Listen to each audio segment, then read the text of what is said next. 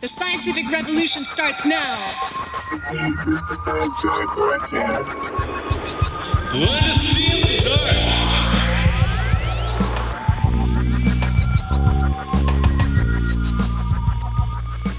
dark. My name is Li Min.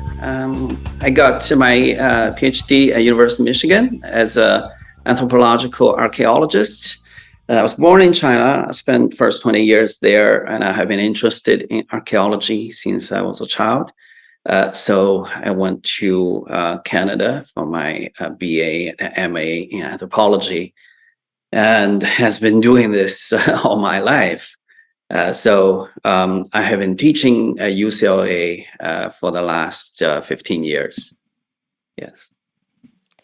And what are the topics that you specialize in archaeology? Yes. I'm interested in state formation in early China and early modern trade as well. So in chronological order, that will be 3rd millennium BC, the transition from Neolithic to Bronze Age, and also 16th, 17th century. So that's the early modern period. Those are pretty far separated from each other. Do you draw lines between them, or do you see them as completely different spheres of study? That's a good question. Indeed, both of them deal with a central question. That's the kind of globalization, how the world coming together, connecting different pieces.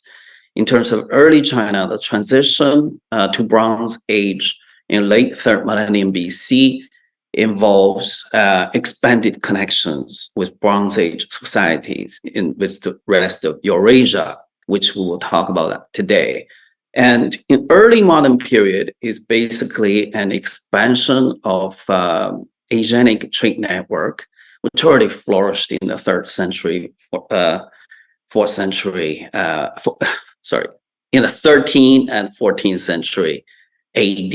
And then with the inauguration of Manila Galleon, the New World silver was transported, shipped to Philippines, and then went into China.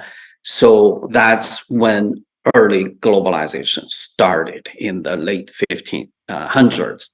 So both of them share similar quality, that is expanded interactions, how that transform the society, especially in Chinese society. Do you have a sense for what the catalyst was for the initiation of the Bronze Age in China, or even in the world in general? Like, what was the change that happened? Because oftentimes when you hear about the inception of metallurgy, it's just one sentence is given to it. And they had metallurgy, but that must have been a huge transformational event in society, like the birth of the internet or something. Do you have a sense of what caused that to be possible?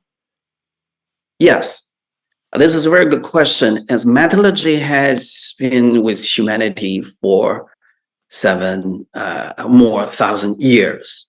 So it is a very old technology in, let's say, Southern Europe, Mesopotamia.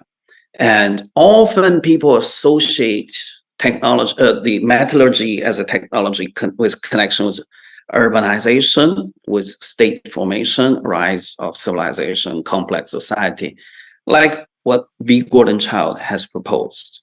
He has a early Neolithic revolution, and that is inaugurated by farming, beginning of farming. It's almost 10,000 years ago.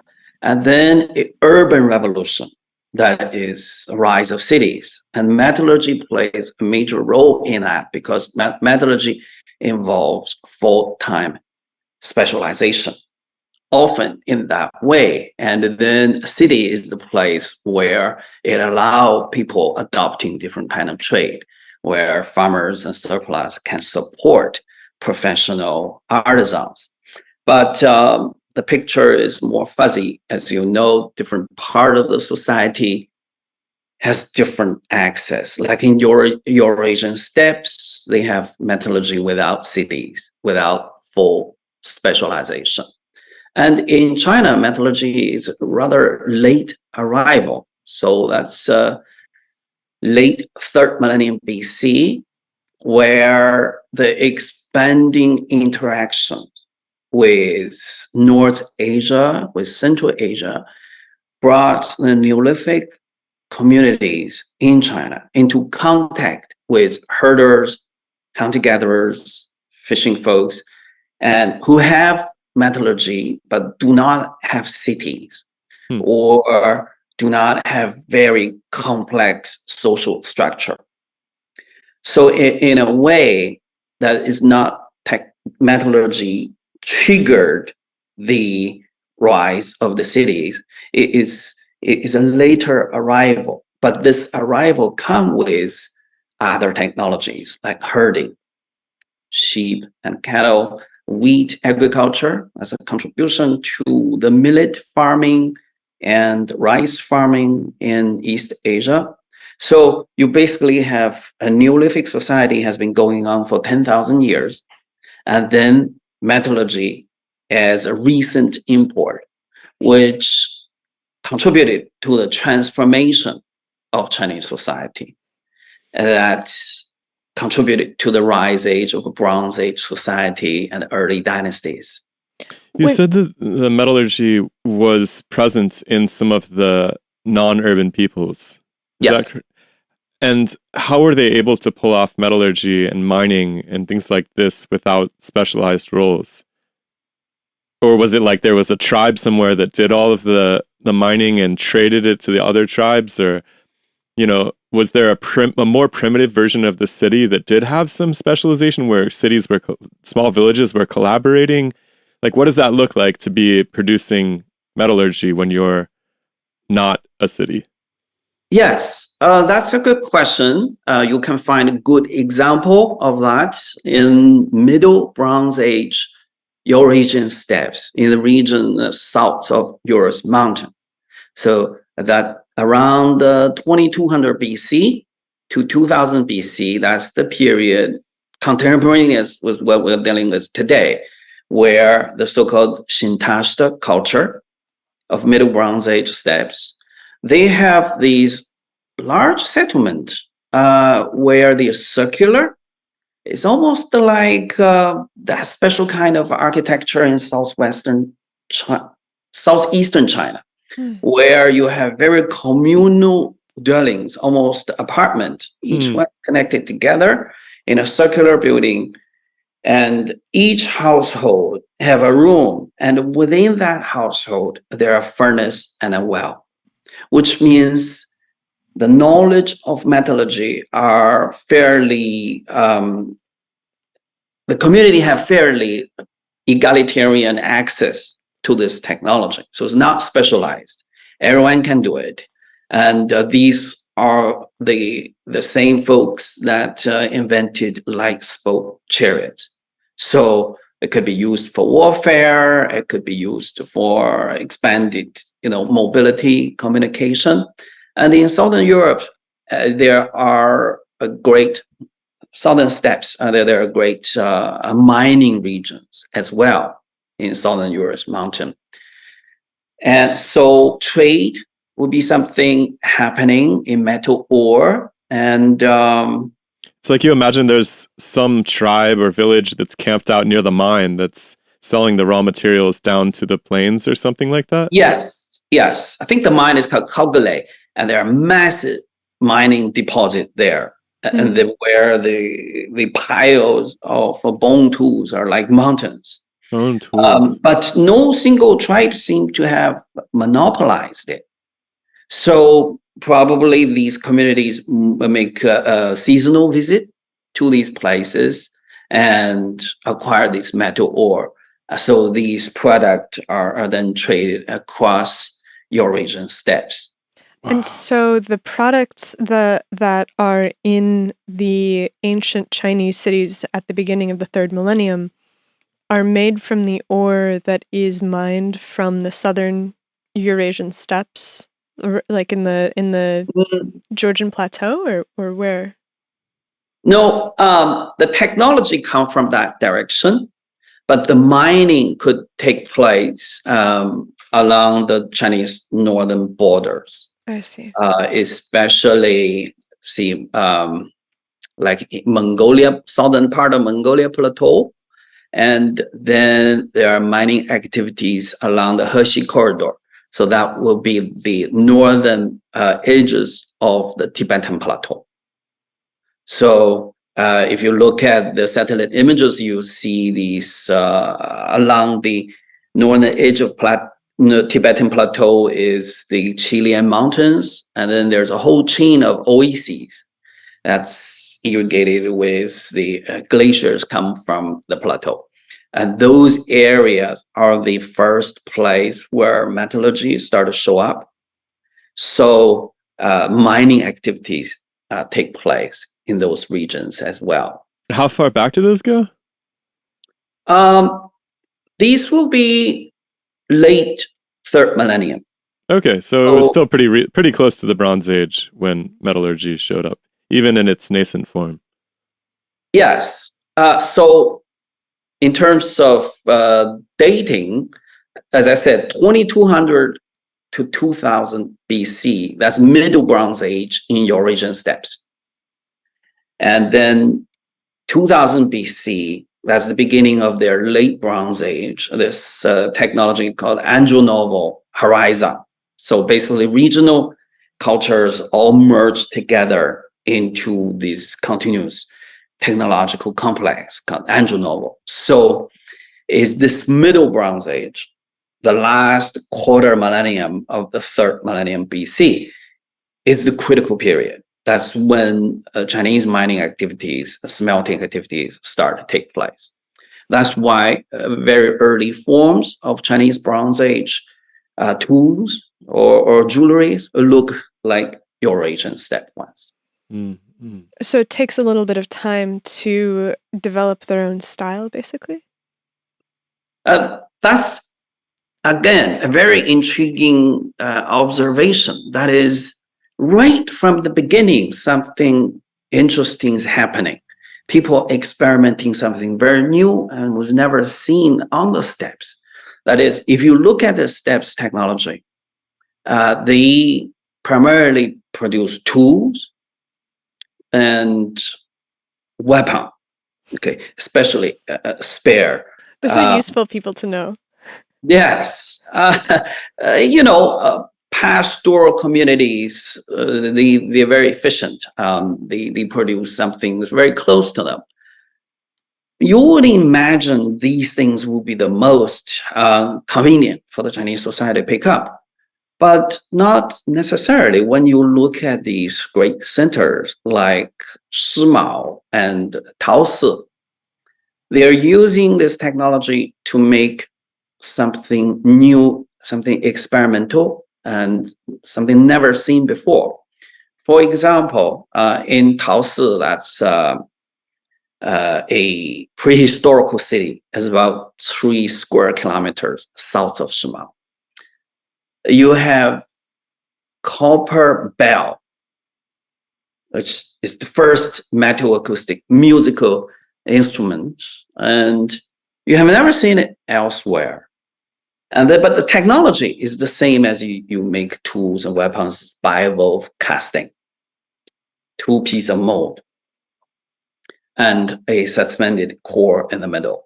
So it's the same technology that you would make a spare with a socket handle.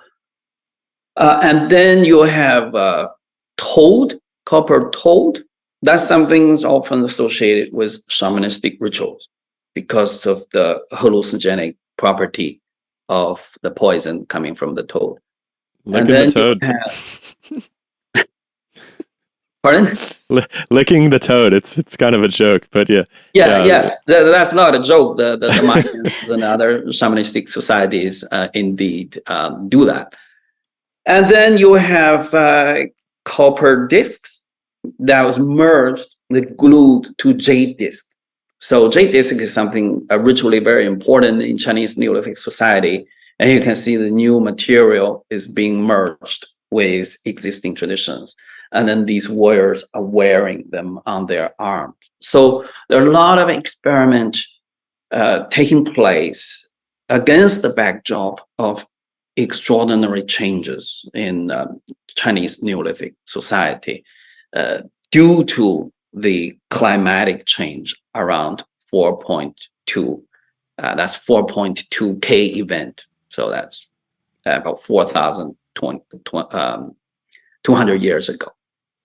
So basically that change, that climate change kicked in more mobility because it's getting drier. There's more herding activities, which expand the range of human activity on Eurasian steppes. And also that's the time when West and the Middle Asia, their bronze technology flourished, especially Bronze Age cities. So there's more demand on raw materials like tin and copper. Both drought and expanding Bronze Age urban economy contributing to increased mobility across Eurasian steppes. So, Before we get too far into the things that happen after this technological transfer, I want to get a sense of what Neolithic society in China looked like before the technology arrived and before they started to integrate metallurgy. And I know that that's that's a big question because obviously there's not a single illustration of that. yes. But roughly speaking, these are eras that are defined by shared characteristics. Yes. Can I just add something too? Because I want to go back even further than that. Okay. And I want to make sure that we talk about, because you mentioned jade, and I know jade is a big player in the early Mesoamerican culture as well. And, you know, we found out about your work through this, I think it was a National Geographic piece that had this very Mesoamerican looking facade on one of the buildings. So I want to make sure that we talk about that too along the way before we get too far into history. If you are enjoying our podcast today, consider giving a couple dollars over at patreon.com. You can join in the close-knit circle that we have going there. We meet together once a week and brainstorm how to make this podcast better. And it's a great place for people to network with one another too. So consider that. Consider marking off next April 6th and 7th. We're going to be having our first conference in Austin, Texas to coincide with the totality of Eclipse, which is passing very nearby. If you don't have any money to give right now, maybe just come over to Discord, give us your ideas, suggest better and better guests. Make sure to leave a comment down below and share the podcast with somebody. That's the best way to support what we're doing here. Otherwise, enjoy the conversation with Li Min. Does Shimao bridge the Neolithic and the Bronze Age, or does it begin after the transition to the Bronze Age in China? It bridged. Okay. So I will answer your question and then put this Shimao in context. Of course. So before the transition to Bronze Age, or getting into contact with metal-using communities of Northern Eurasia and Central Asia, what you have in Neolithic societies are regional trajectories, parallel trajectories has been going on for multiple millennia since early agriculture started around 10,000 years ago. So by 5,000 years ago, you already can see very distinctive regional traditions. Each have several thousand years of evolution behind it. And then you can see some distinctive characteristics. And then you can also see sustained interactions among these trajectories, and also see some forms, like iconic forms that start to be shared through these interactions. So late Professor Casey Chong of Harvard, he used the term prehistorical Chinese interaction sphere, which means you have a kind of network of connections at a scale of a continent where different trajectories led to different social forms.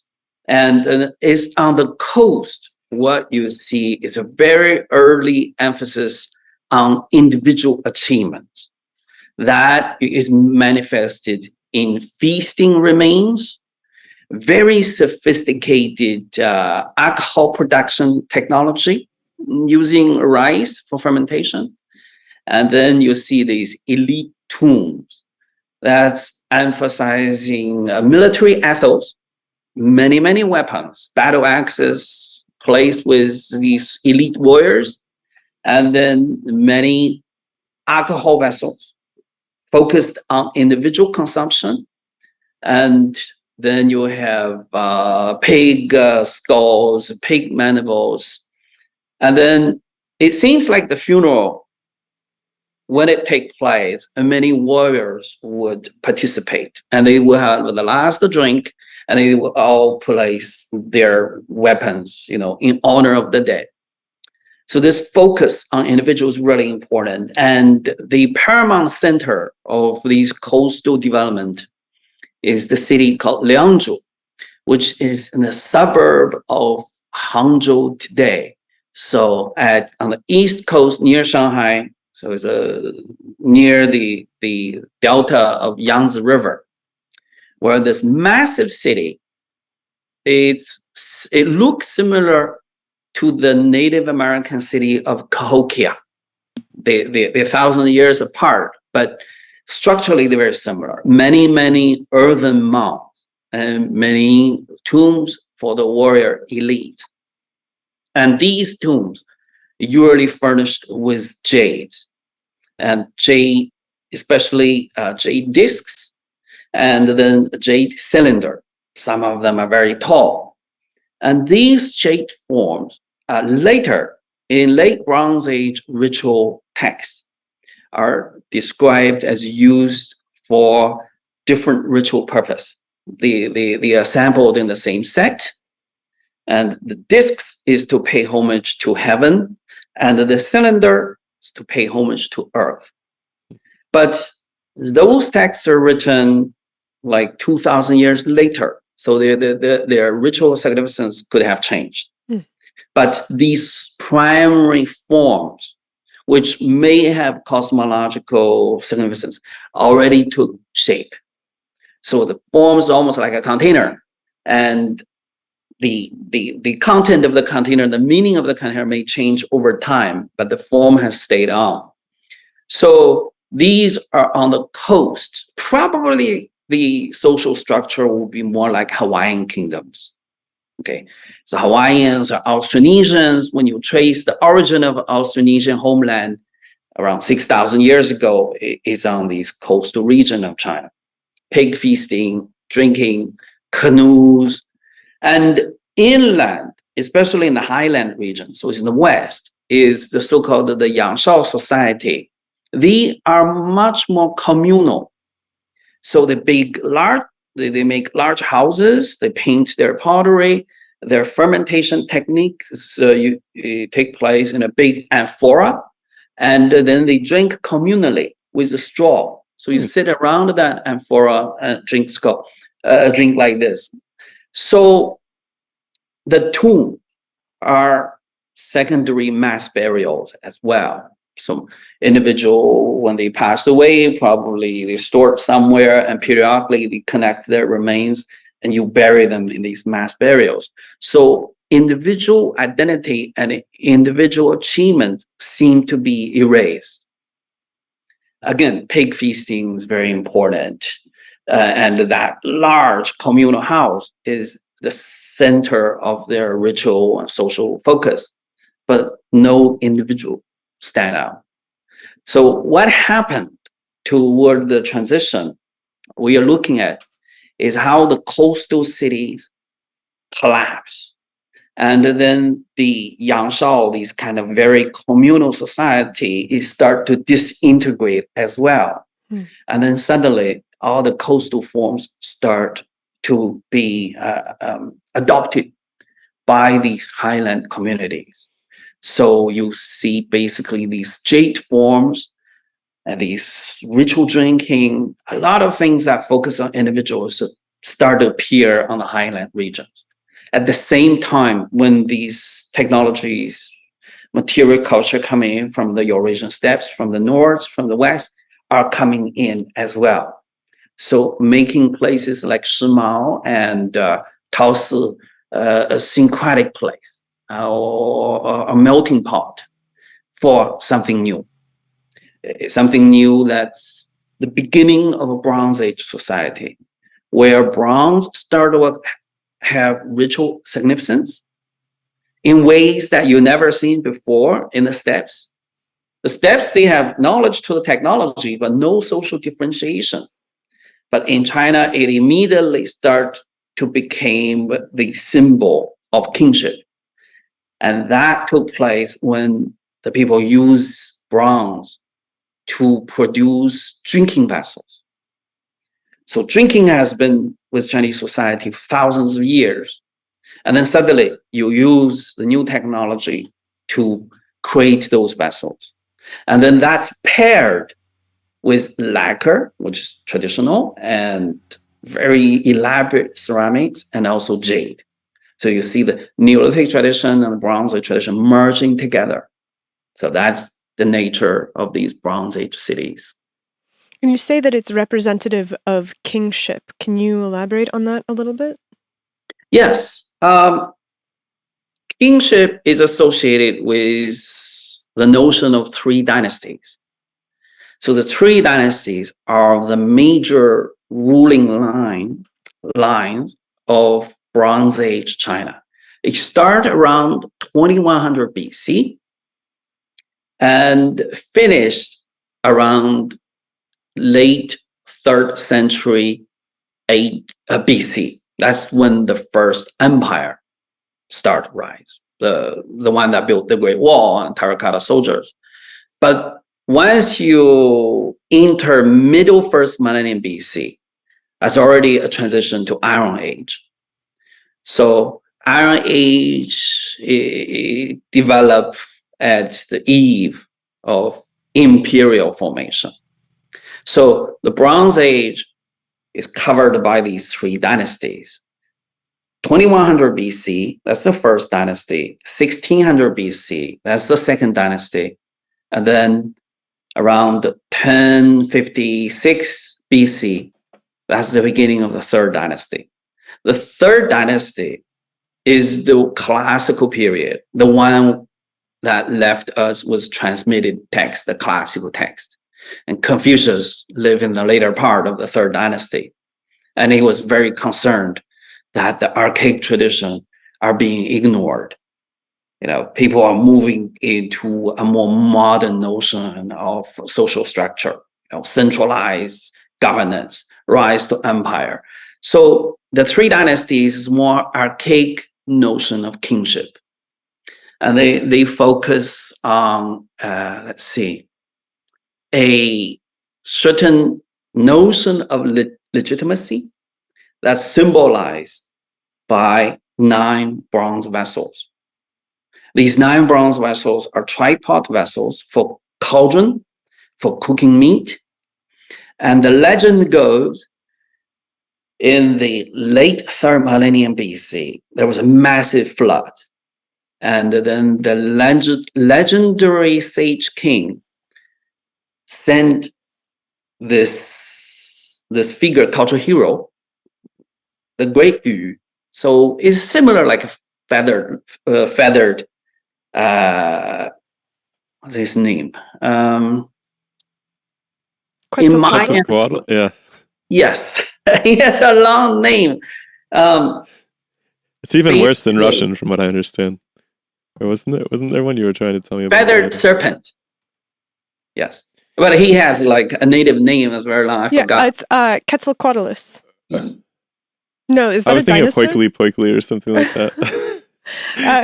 The Russians have a very, very funny way of transliterating the Mayan names, but I think that the feathered serpent god is Quetzalcoatlus. Yeah, it is. The feathered serpent is similar to that. It's basically a cultural hero that has his odyssey, has cities that are supposed to be ruled by his descendant.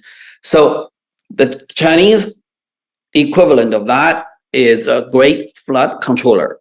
So he went around control the flood, drain the floods, and as he performed this flood control journey, he also mapped, classified the landscape, and designed a scheme of a tribute extraction.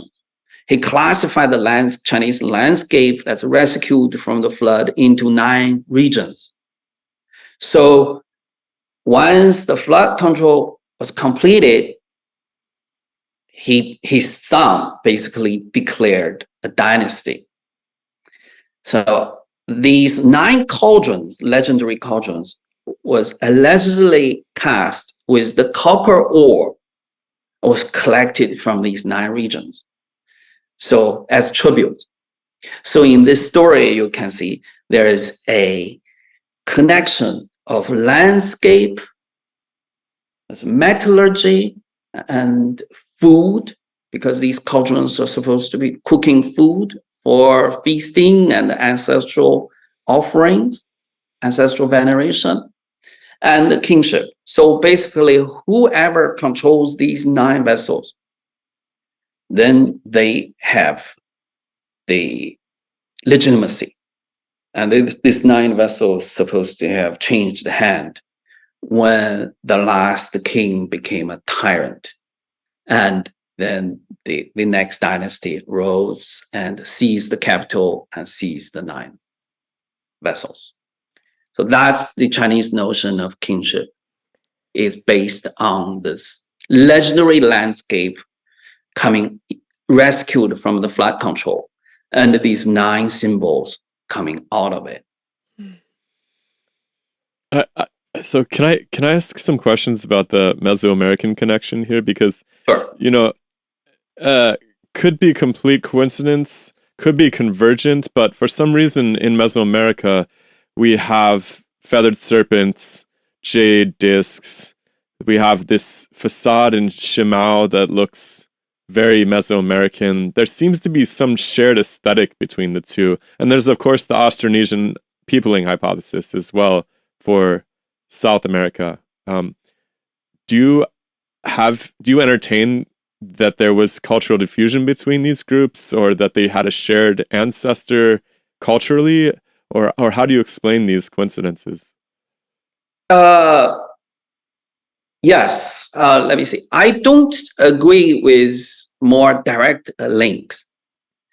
So I think I would say if there are similarity, these are the similarities that go way back into Upper Paleolithic, as Kissy Chang has argued. His explanation for the similarity would be these art forms, these perspectives, these religious approaches, like shamanistic rituals, they probably go back to the early modern human mind.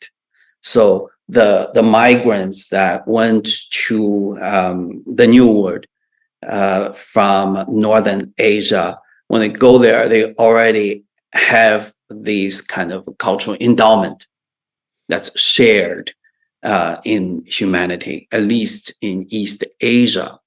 And then the Austronesians share similarity, like their gods, Taki, look like the Luangzhu god, is partly because their homeland are there.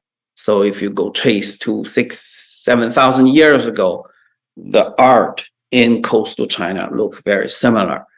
But the Austronesians reached Hawaii and the Eastern Islands only 1,000 years ago. So there's a long evolution in their cultural development, in their colonization of these Pacific and Indian Ocean islands. So the deep structure are already there. I think that's the only way we can support that similarity.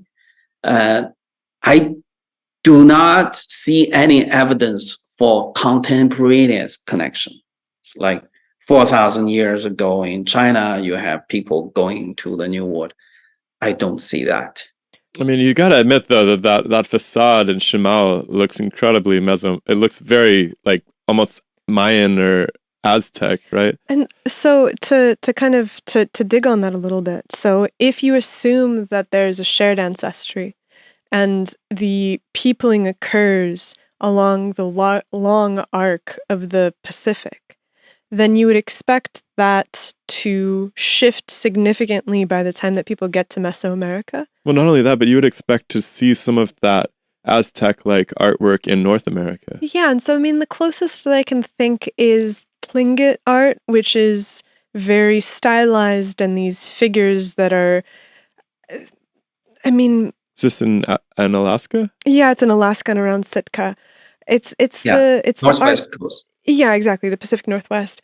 But then it's not the same That in a clear way. It's very striking and geometric, but it Yeah. doesn't look like Mesoamerican art. But the facade of the building in Shimao looks very Mesoamerican. And so I guess the question would be, what sort of evidence would you need in order to think that the connection could have been contemporaneous?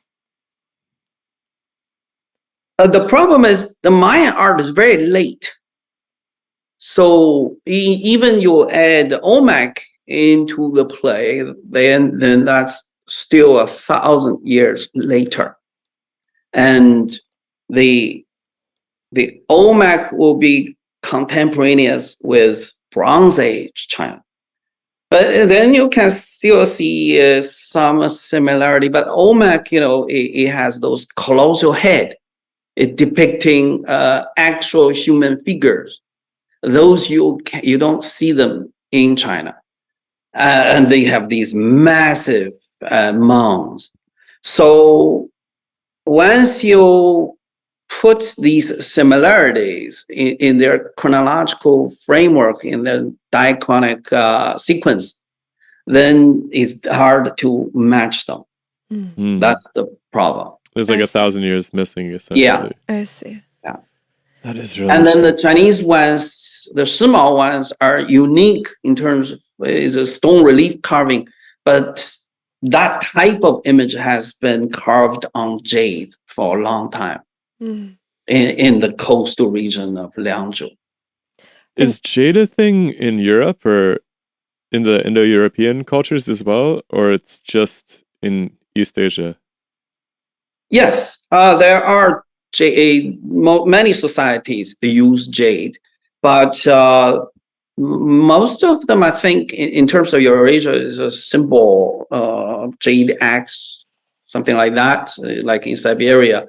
But during the Shimao period, that relief carving are extraordinary. They are like paper thin, and they have these very elaborate line carved iconography on them. But you don't see it in Mesopotamia or the No, Mediterranean. they're not that interested in jade. They're into lapis lazuli and things like that. And so we have this city, Shimao, which when I was reading the article, it was suggesting that it was anomalously early for our current model of ancient Chinese history. Is that an accurate description, or is that one of those things that passes through the pop sci press and ends up being a warping of the way that the academic community looks at it? It is unexpected for that region in that form. So when the Luangzhu city was gradually the Luangzhu culture, material culture, was discovered fairly early in the 30s, I think. But the structure, the complex structure of the Luangzhu, including its very sophisticated hydraulic projects and its extraordinary scale, those were only discovered since the 1980s.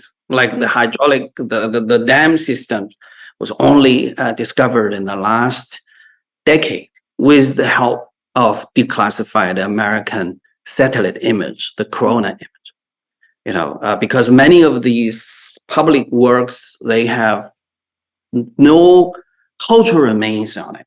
Only in satellite images you see its extraordinary scale.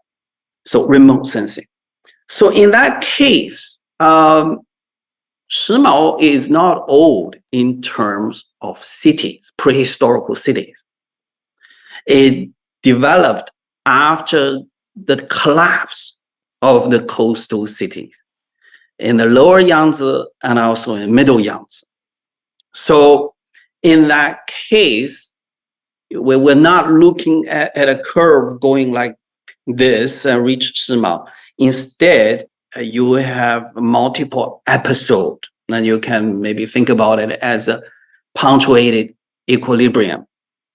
Sudden explosion of development and then collapse. The collapse of those Neolithic cities might have something to do with climatic change or anomaly of the late 3rd millennium BC. And then after the collapse, there's almost kind of a reconfiguration. So these core symbols, these artisans, these ritual knowledge seem to be circulated around. You could have a diaspora situation. And then in these new regions, they were put together again in very different ways. So the cylinder I was describing suddenly appeared on these highland regions. Some are heirloom from the coast, some are newly created ones, but somehow these newly created ones, the iconography is gone. So they are plain surface. We don't quite understand why. So in this case, the area Shimao is located is called Ordors. Okay, so the Yellow River go around like this, like an S shape. So with 2 loops. This loop, the western loop, it goes up toward Mongolian Plateau. And inside the loop, there's a great wall going like this, horizontally, east-west. So the region called Ordors is basically the area, the desert area inside the loop, north of the Great Wall. And the Shimao is right on the Great Wall. So for people familiar with later history, we all understand the Great Wall being a frontier, especially the frontier between the Agrarian Empire and the Pastoral Empire. So it's not a place we would expect to find great civilization. And that's why it was a surprise. But we can also say it's a surprise to who? Because we have been used to the idea that the Central Plains being the cradle of Chinese civilization. So the Central Plains is basically the area around the other loop. So the S shape is going south. So that's the middle Yellow River is right at the Central Plains at the southern end of the eastern loop. That's the area where historical empires and the first 3 dynasties had their capitals. And that's where you have fertile plains and basins. So that the weight of history over the last 3,000-4,000 years have really held us to always look for origins in that area, what we call the Central Plain. So in this case, the discovery of Shimao is almost like a wild card. It suddenly changed the picture. But if you look carefully to those erased history, these storytelling that was recorded by the early imperial historians, and they would say, the Xiongnu Empire, their ancestors are related to the first dynasty.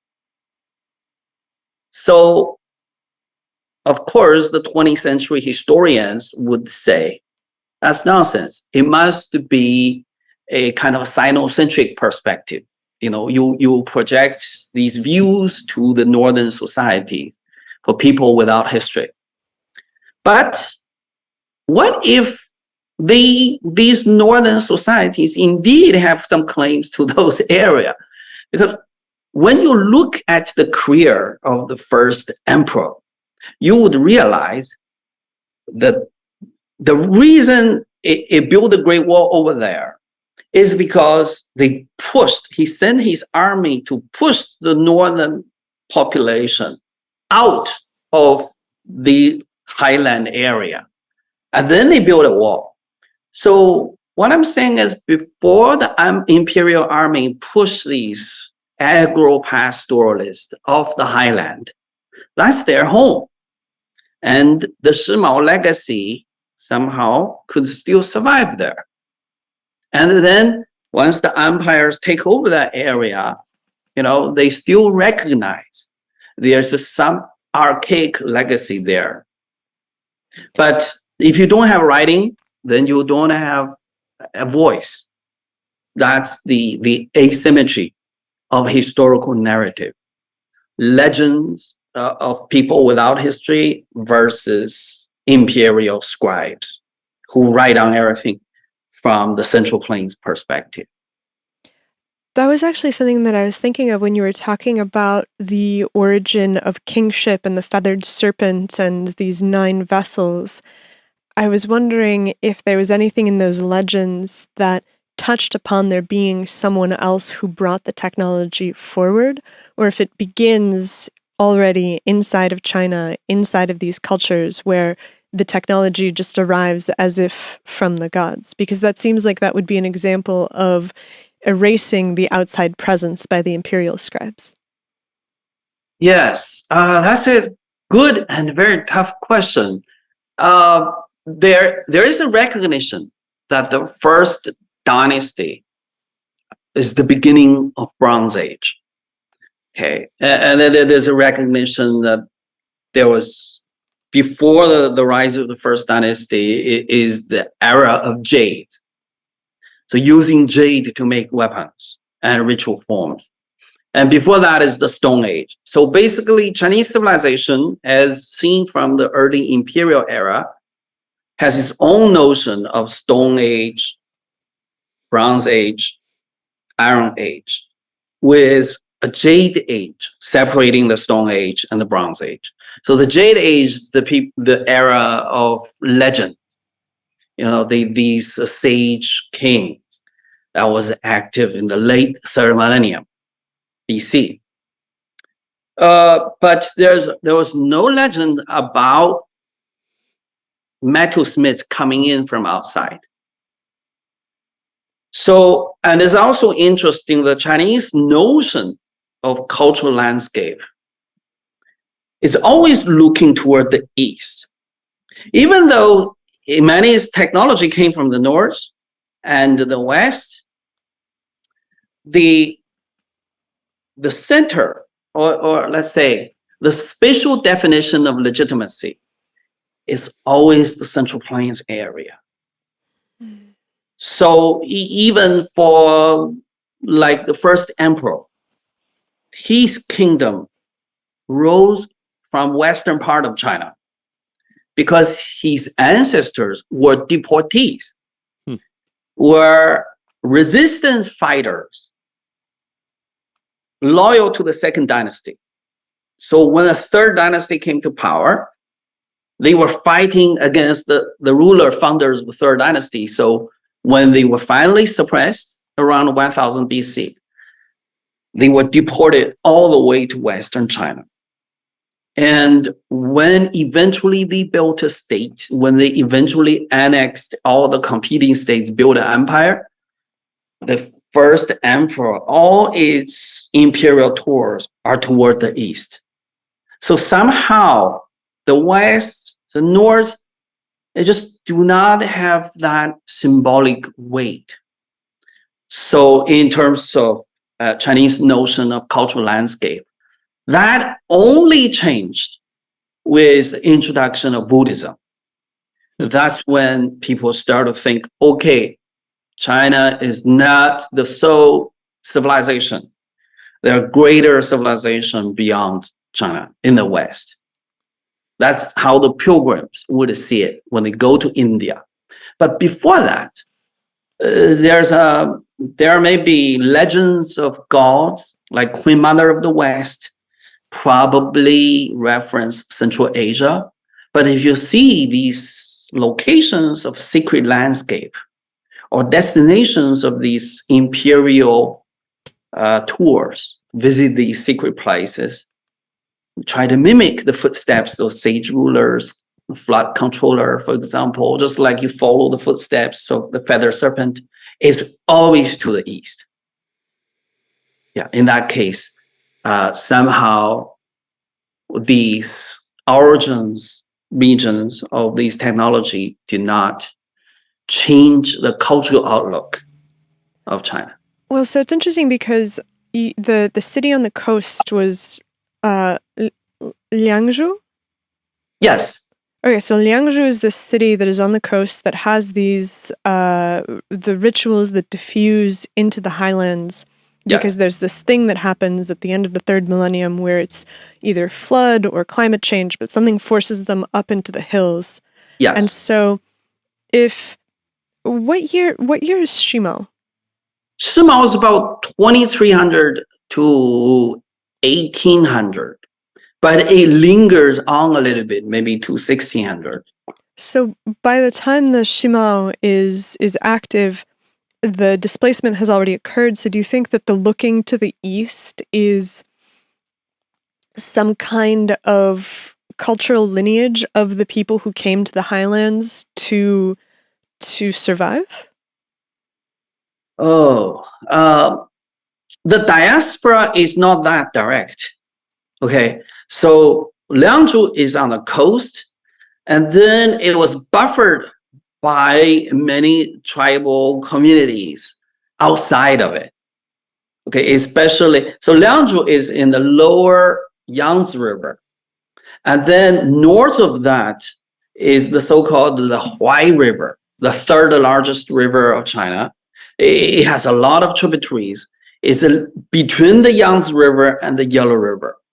And the Huai River is a little bit like a Mediterranean, like in the middle of Chinese land, and it connects everywhere. So, do you mean Mediterranean in context of trade relationships? Yeah, I see. So I thought you meant like climate or something. No, so basically the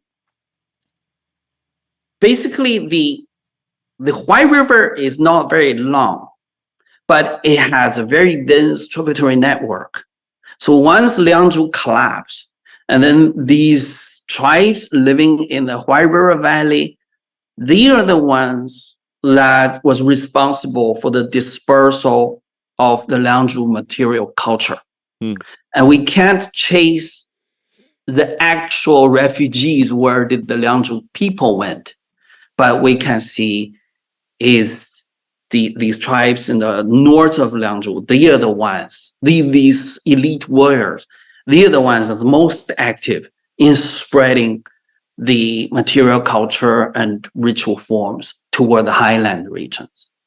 Yeah, I'm thinking about that missing link some more too. It seems like there's probably a lot of archaeological sites that are lost below the coastline at this point. Is there any work going on to look under the water for more coastal early cities? Because you would have thought that around 4,000 BC, the coast would have been, perhaps the coastline would have been much different than today. I don't think that such effort has been in place, but in Luangzhu, you see fluctuating sea lines. Okay, so there are advancing of flooding from the coast.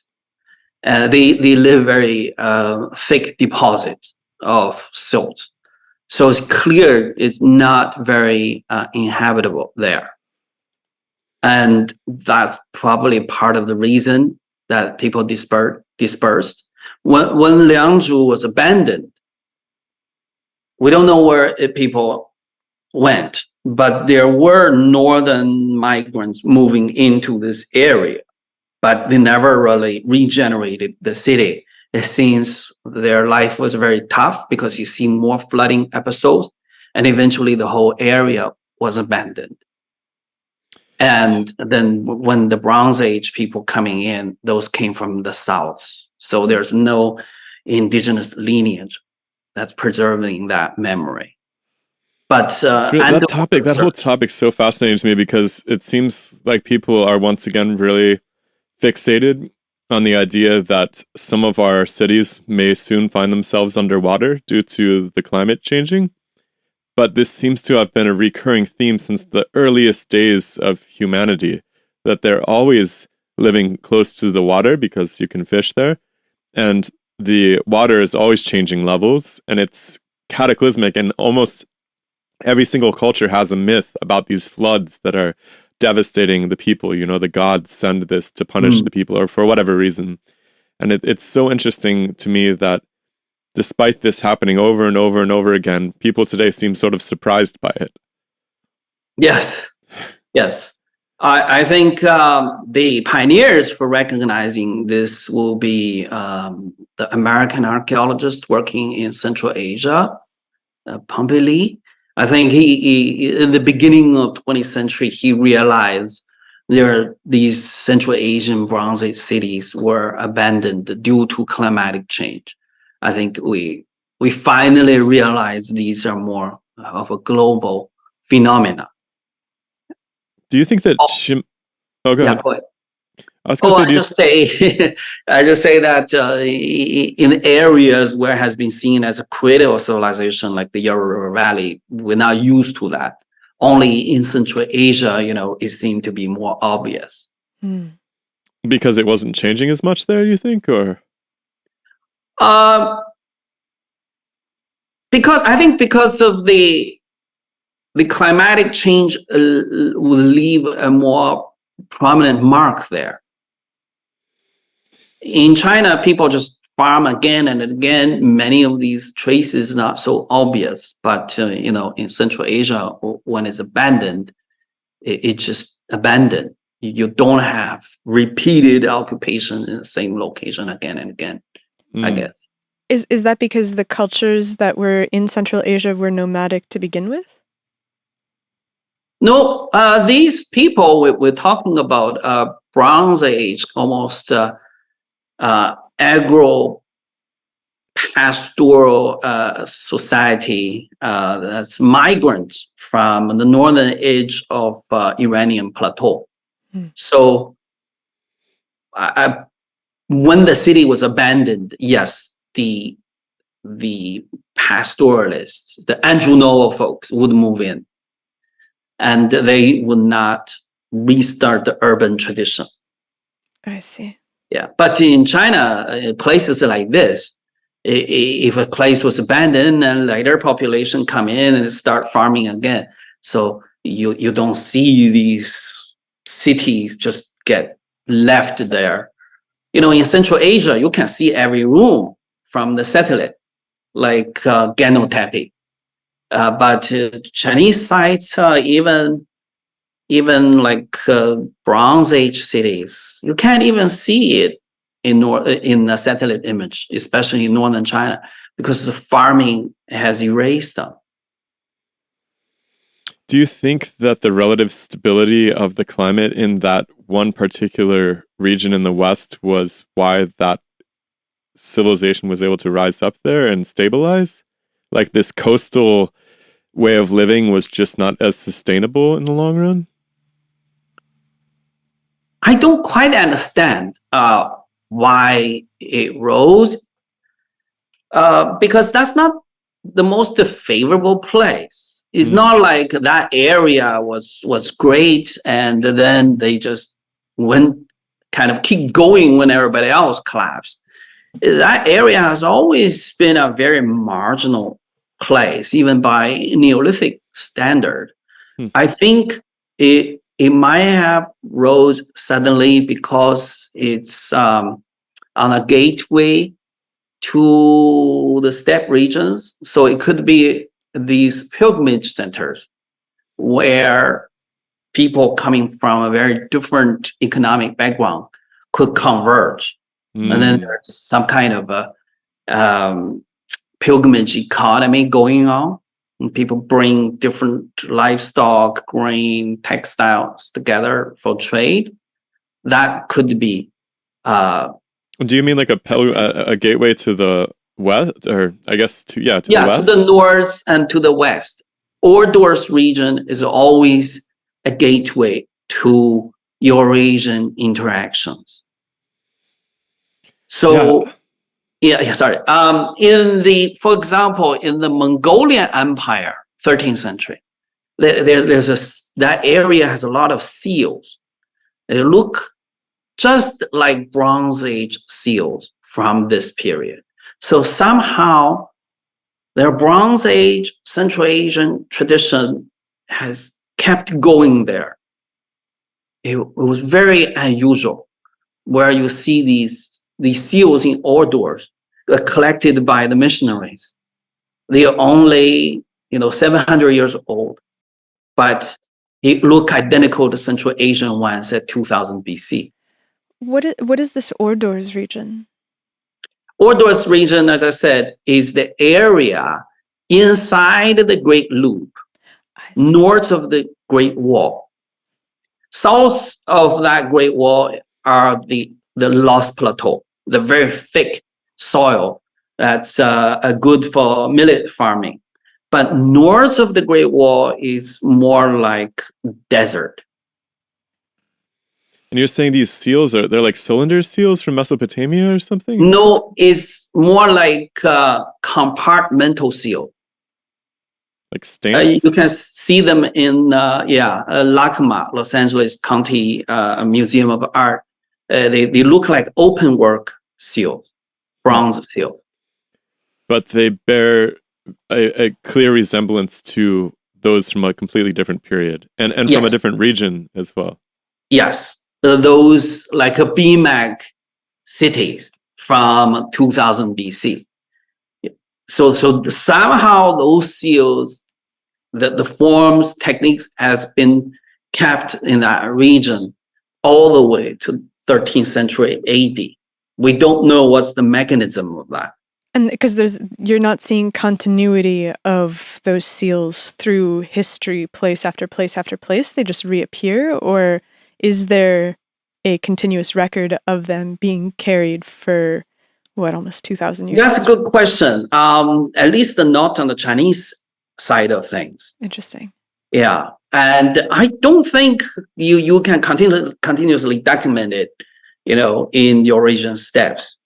So you basically see these two, the Mongolian Empire ones and the Bronze Age compartmental seals of BMAC civilization.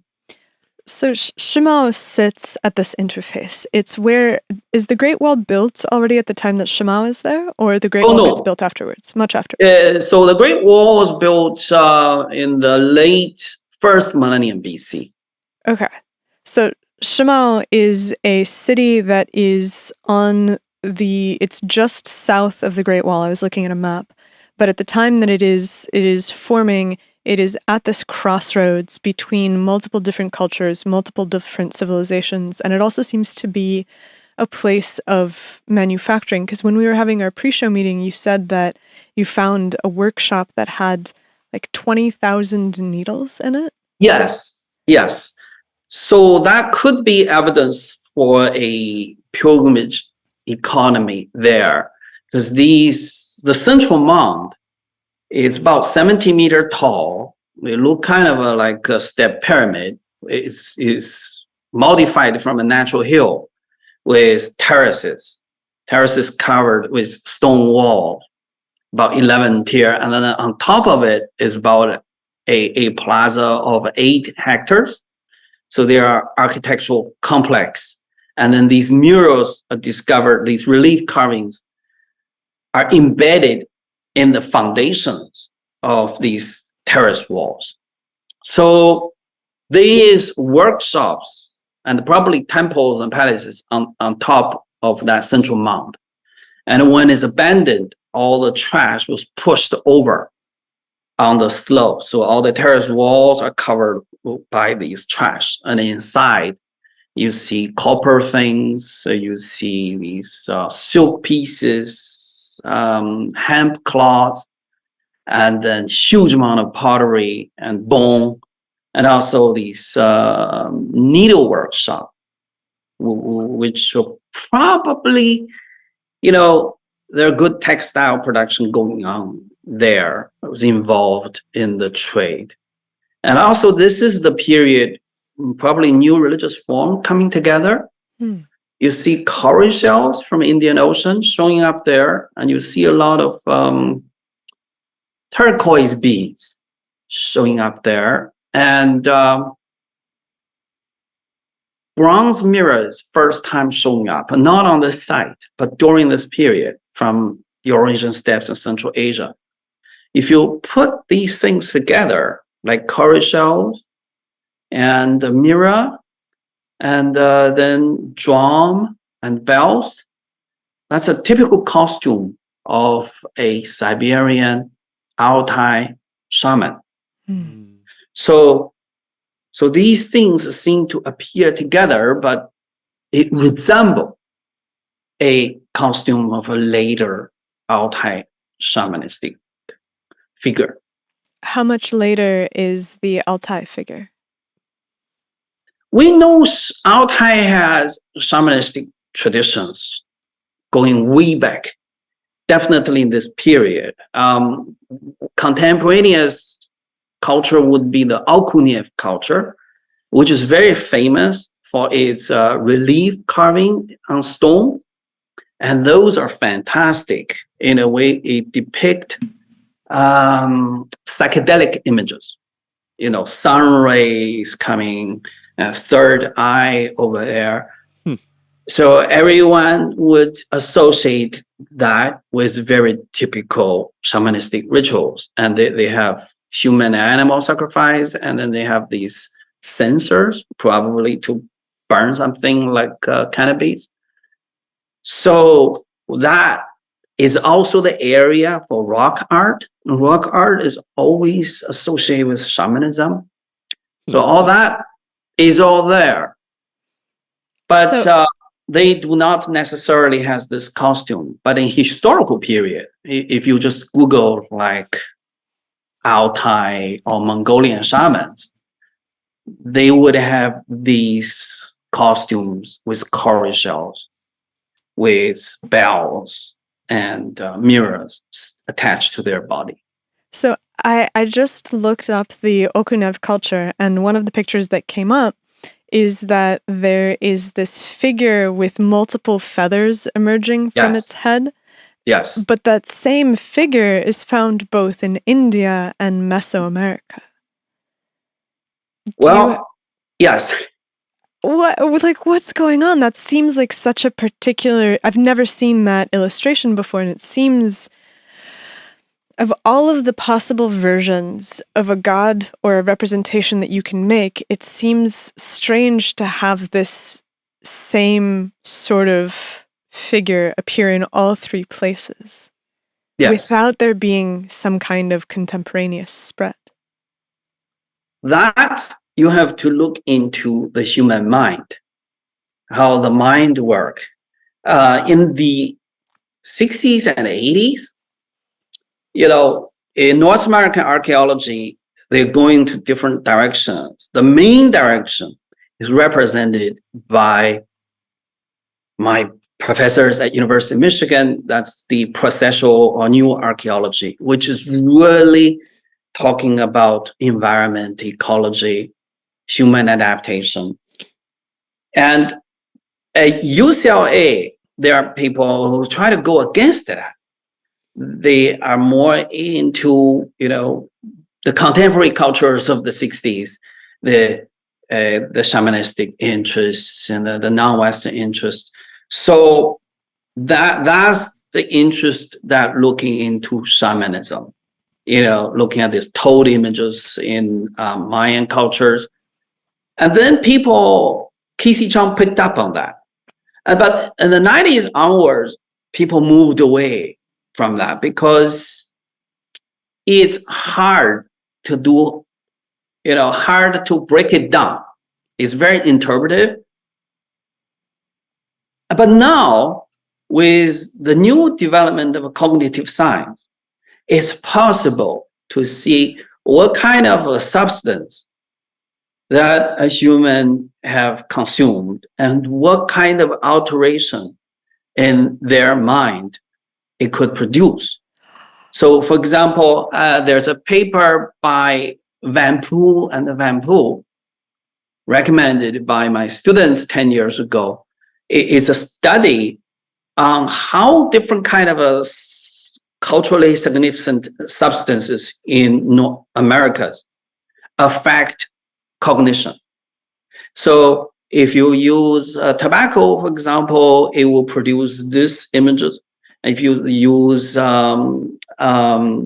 these mushroom, it will produce other images. So these are now, can be mapped. So one substance block off the color. So you only get 3 colors, and that's the ones that's depicted on the pots.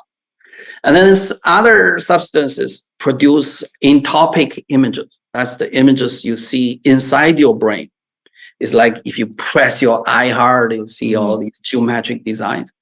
Yes. So now it's possible to work on the human mind to figure out what is causing this.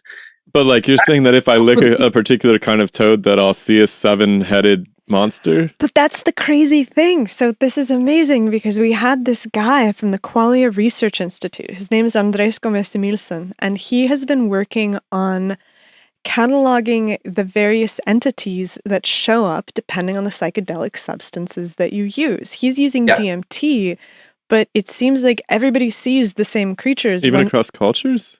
I think so. That's crazy because I was always under the impression that depending on your religious upbringing, you would have a different experience. If you're from a Christian tradition, you might think that you see Jesus. But they're all shaped the same.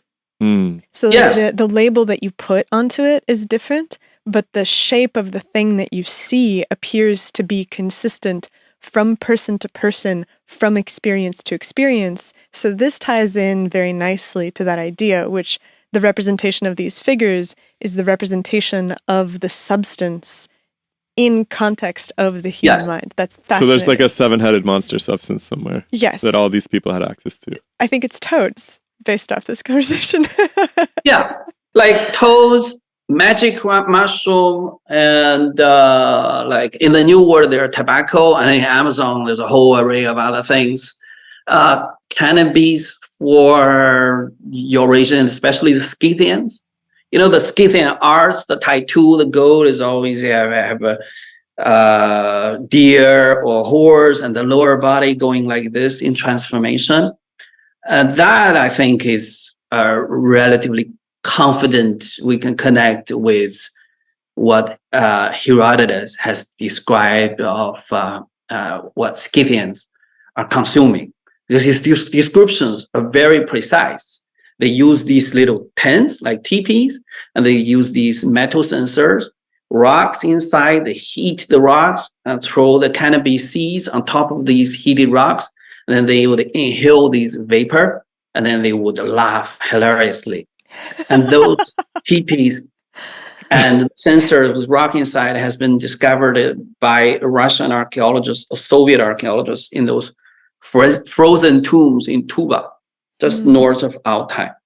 So the problem is, in some of these societies, I think the substance might be too sophisticated for our imagination. That's the problem. Say, for example, none of Chinese archaeologists have any experience in this. So there's a difficulty, drawing the connections. We always see these distinctive bronze forms called drinking vessels, but you don't know why do you need these very specific forms to drink. Nobody can replicate the sequence. And also, if we can understand the Scythians and those arts quite well, but what about those Alkinev ones?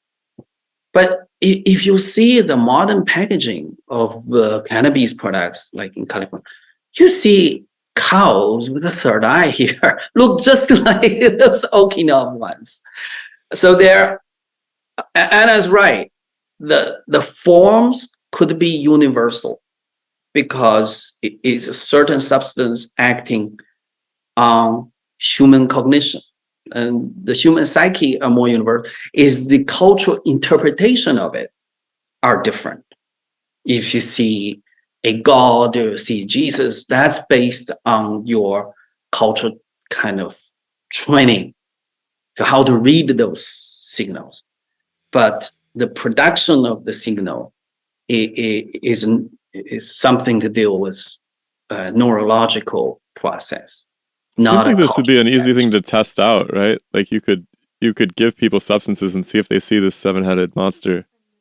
So is Shimao a place where you're seeing a lot of these ritualistic applications? Because you said that you think that it might be a place where there's a new religion that's rising. Are you taking that because you're finding ceremonial vessels that could have been used for these purposes? Shimao is not famous for that. Is the period right after Shimao, Mm. in a site called Arlito, right in the heartland of Chinese civilization, where these so-called drinking vessels suddenly flourished. And those are the same vessels that the first bronze production adopt the form. Mm. You know, among many possibilities you can use bronze for, like a weapon or tool, they choose to replicate these vessels. And these vessels, how can I describe it? The first one that was produced in bronze is a tripod beaker. So you basically is like a little cup with very long kind of sprout, and then with three legs. It has two little posts on top. We don't know what is the purpose, probably to install some kind of a strainer. And then there's another top vessel that's extremely distinctive. It's again tripod, and the top, it opens up like this widely, like a cup.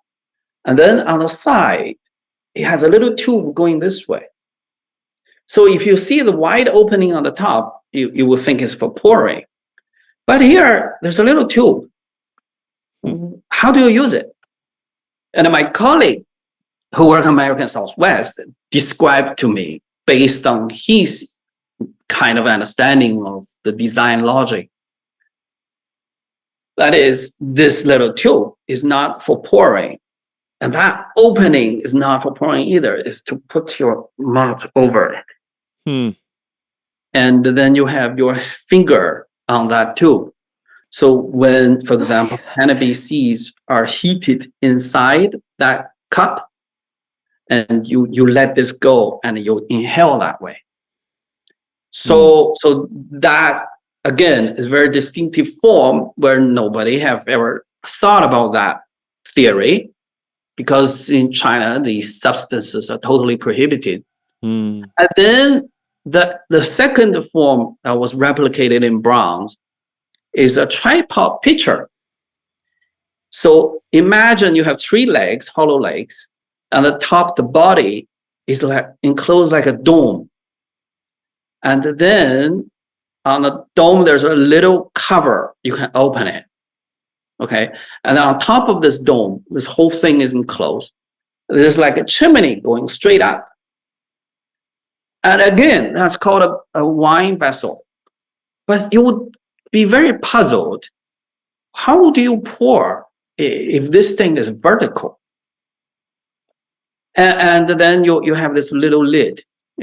So somehow we need to understand the residue of these vessels and understand the function, because the people by this time, Chinese people has been brewing alcohol for thousands of years. And those pottery and the lacquerware on the coast are extremely thin as eggshell. And the design are superb. They look like Italian designs. So they totally understand how to pour well, okay, as a picture. But when you look at these designs, they are so unusual, yet they seem to be designed for performing very specific purpose, which we don't understand. Sounds like the Chinese archaeologists need to take a sabbatical in California to study some bongs. Yes, exactly. That's the word my students reacted to when I showed them this tripod picture. I said, "What it is? They say it's bong."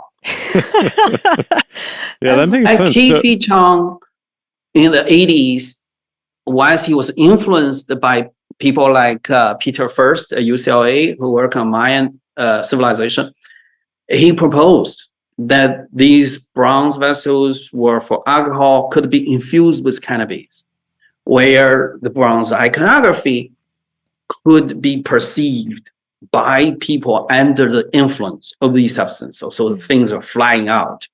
So that's his shamanistic perspective on these bronze vessels. He basically argued that early kingship are indeed chief shamans.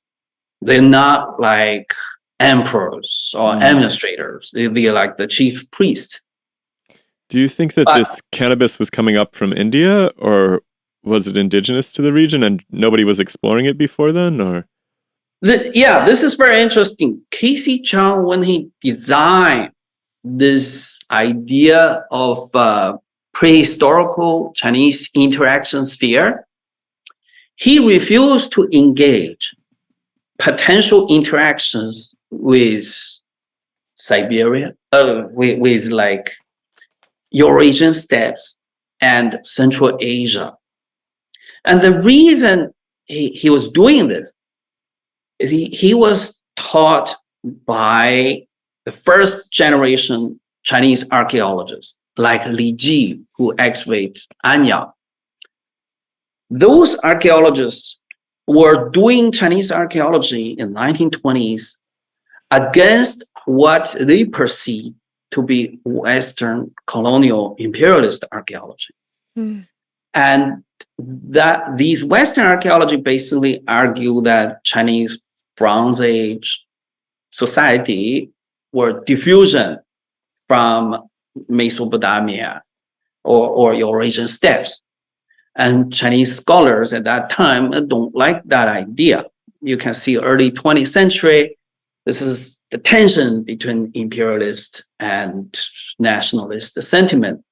So Casey Chang almost reacted against that. And he basically traced shamanism all the way into Chinese Upper Paleolithic. And then he looked more connections, similarities toward Siberia and Americas and Austronesians. And then he later saw the Western society as a breakaway, a deviation from the human universal trajectory, which is shamanistic. So his colleague, Lamberkowski, who works on the Indus civilization in Central Asia, always tried to lure Casey Chang into that conversation, but he always kind of stayed away.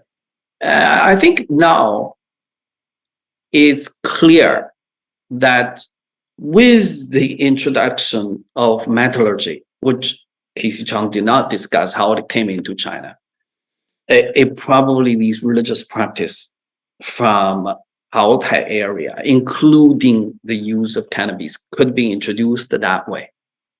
yeah, because there's I don't know if I'm not no expert in this, but I read a really fascinating article about the early 1700s, the early founding years of our own country here. And there was a particular strain of cannabis that came from India that had all of the psychedelic properties. I guess that the normal hemp plant that people use for rope and so forth is kind of weak. It's a sativa kind of plant. And so I wonder if, and there's actually letters from George Washington and many of our founding fathers where they're trying to secure the special kind of cannabis, actually, which is quite fascinating. Thomas Jefferson, George Washington, Alexander Hamilton, all of these guys were interested in growing a few of these plants because they had these special properties to them. Wow. But this was a That's totally different kind of plant from the one that they had fields of on their plantation for hemp, essentially. And so I yeah. wonder if the surfacing of that particular varietal from India, if opening up of that trade network had something to do with the initiation of that particular tradition all of a sudden with these bronze pots and so forth. That's a very interesting observation. What I suspect is these potent plants could be developed in the north, where India are on the receiving end. So, because when you look at in the cities, you don't see evidence for these things, and these things are always associated with the steppe population, the northern population, and Cannabis doesn't do very well in the heat. that I don't really know, but I know Particularly the the Indus one. idea of soma. That's in the Vedic verses, Indo-Europeans, those study this holy drink of soma. One of the proposed ingredients is cannabis. Another one would be ephedra. Ephedra is like a desert tea. It also has some potency. In Shimao, there's a lot of ephedra growing naturally. And then there's one site. So Shimao is like a city. There's one kind of gate area. There's so many ephedra growing there. The location was named as ephedra place. So I was wondering whether these ephedra could be introduced, was humanly cultivated there for these reasons. And the problem is, if Casey Chang suggests that those alcohol that was consumed in those bronze vessels were infused with cannabis, he would treat this as a long shamanistic tradition in China. But if this is an introduction from the north, then we don't really know, whether it actually stayed with later Chinese civilization. Because when the third dynasty took over the Shang around, last century of the second millennium BC, the kings specifically stated that the reason that the Shang fell is because their elites, their generals are all indulged in alcohol consumption. So prohibited his own generals in drinking. So drinking in the third dynasty became a ritual thing, paying tribute to Ancestor. And if you look at the late Shang art, it's fantastic in its bronze iconography. It's like explosion. And then when you look into the third dynasty, in the beginning it's like that, and then it became very sober. It's very ceremonial. And if you put together the historical narrative about, the elite fell because of their indulgence in alcohol, and look at the art historical evidence, it seemed to make sense. If that's the case, some of these recipes could be lost. Because once you move into the third dynasty, all these vessels, they look very ceremonial. They don't seem to care the original function that was designed for in early, around the time of the first dynasty. And it seems significant that it would be the third empire that built the Great Wall to completely isolate these areas from the cultures that are more shamanistic. Oh, no. So the first empire came at the end of the third dynasty. Sorry. So I meant the third dynasty. I'm sorry. I'm using my language incorrectly. Yeah. So the third dynasty is elites still have a lot of interactions, including intermarrying with these highland people. So the boundary is extremely blurred. and it gradually over time, the process of othering start to take place, and eventually the royal power is very weakened. And then, so basically, during the third dynasty, which started around last century of the second millennium, in the beginning, there's a very strong royal power, and its population seemed to mingle with these cultural others, and they intermarry with them. And then they engage a lot of trade, like coral shell trade with these, and gold as well, all came from these cultural others. And eventually, around 771 BC, there are kind of factional conflict in the court, resulting in the invasion of these highlanders. So basically, the highlanders is backing one faction.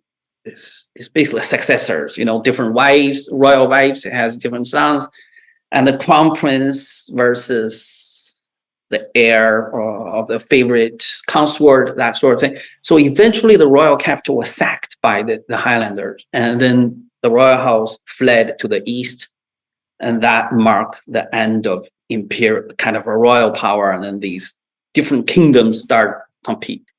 And then the Great Wall gradually start to be built. So the Chinese versus the non-Chinese start to be consolidated or codified by this physical barrier. So at 221 BC, when all these kingdoms was taken over by this originally very small kingdom in the West, that's the beginning of the First Empire. Then they connect all the walls. Yes, I see. Once that happened, we versus they became more well-defined. I had written down that the Great Wall was at 1000 BC, not 1000, because this would mean that it's later. Oh no, not 1000 BC. The Great Wall was built by the First Empire at 221 BC. Got it. But when they built it, there are already sections built by other kingdoms in the 3rd, 4th century BC. So this would be long after Shimao had already already faded. Yeah. Did this turn towards the sobriety with the turning away from the shamanistic hallucinogens and so forth? Did that persist all the way up into modern China right now? Because modern China is also very much opposed to these shamanistic substances, right? Is that something that changed and never changed back? I think the general pattern is bureaucracy and centralized administration are incompatible with shamanistic visions. So the more that a real government start to emerge, the less shamanistic they look like. But maybe one way to put it would be the archaic form of kingship was like the great tradition. And then once you move into imperial era where the appointed officials, manage these territories as governors and centralize the bureaucracy, those great traditions, became a little tradition, village shamans or all kinds of religious practitioners. And later, they all get incorporated into Taoism, religious Taoism. So many of its rituals preserve of some of its shamanistic roots. Yeah, I guess that fits in line with the idea that like an imperial conquering force needs to somehow undermine the existing governing structures to some extent. You can't have everybody looking up to these shamanistic leaders when you need everybody to look to the local governor instead. And so it would make sense to displace those traditions. Do you want to take a quick break? Sure. Yes. So now can you see the map? Mm-hmm. Yes. Okay. On the right side, the dark area on the east coast, that's the Luangzhu heartland. So we're probably looking at these mound cities that's very active and very rich 5,000 years ago. And then they have these ritual cylinders that's carved with iconography. And some of the iconography very detailed. This look like Ancient Turkey is like a god. And then some of these are highly simplified, like stacks, like a totem pole, ancestors. So the shaded area is where its influence reach the lowland area, the extent of its political influence 5,000 years ago. Then around the 2300 BC, due to that climatic changes, environmental degradation, advances of sea level, it just dispersed, it collapsed. And suddenly you see these jade forms going way up into the Ordors area. Shimao is right here. And here's that great loop. Mm-hmm. And then you can even see these jade forms without the iconography all the way in the eastern part of the Tibetan Plateau, the upper Yellow River. This is the scope of these, at least the diaspora of forms. We don't know about the people. Here, this is the scope of prehistorical Chinese interaction sphere. So it's about the size of Western Europe, where different regional trajectories of Neolithic tradition has been developing for thousands of years. And then due to the increased mobilization in the Bronze Age society in the west part of Asia, and you have increasing encounters with the steppe population. So the dashed line is the poor representation because you're looking at networks, not boundaries. But nevertheless, Orders area, Hershey corridor, these are the kind of gateways interacting with these northern populations. Probably have movement of textile, animal hide, leather. Shimao itself, the estimate have 400,000 sheep represented by the bones. So Hershey corridor has copper deposit and jade deposit. So if you have prospecting activities going from the north to south or from the west to east, and also the jade prospecting activities from east to west is going to converge in those oases along the Hershey corridor. And over here, the BMAC cities, Central Asian cities will be flourishing again at this interface between what Gregory Purcell of UPenn Indus specialist, he called Middle Asian interaction sphere with Eurasian steppes. So you basically see three interaction networks that two of them are agrarian. One is in East Asia, one is in Middle Asia, and they both have cities. They interacting with a common neighbor in the north, without city, without agriculture, but have high mobility. It has tin deposits and copper deposit, and also high mobility with horses, cattle, and sheep. So as a result, it creates some similarities between Central Asia and Orders. But what Chinese side don't have is animal, sheep and cattle and metallurgy. So basically the Middle Asia interaction sphere is much more rich in terms of diversity of knowledge. And they also have writing. Chinese side don't have writing.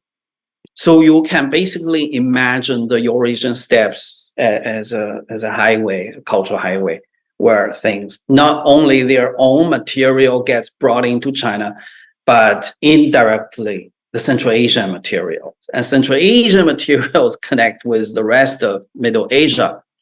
About the European reference, if you look at Alexander's career, it's pretty much following the Middle Asia interaction sphere, and that's also the scope of Persian Empire. So Persian Empire basically consolidated these existing networks going way back to Bronze Age. And then when Alexander go in, this is pretty much the extent of his conquest.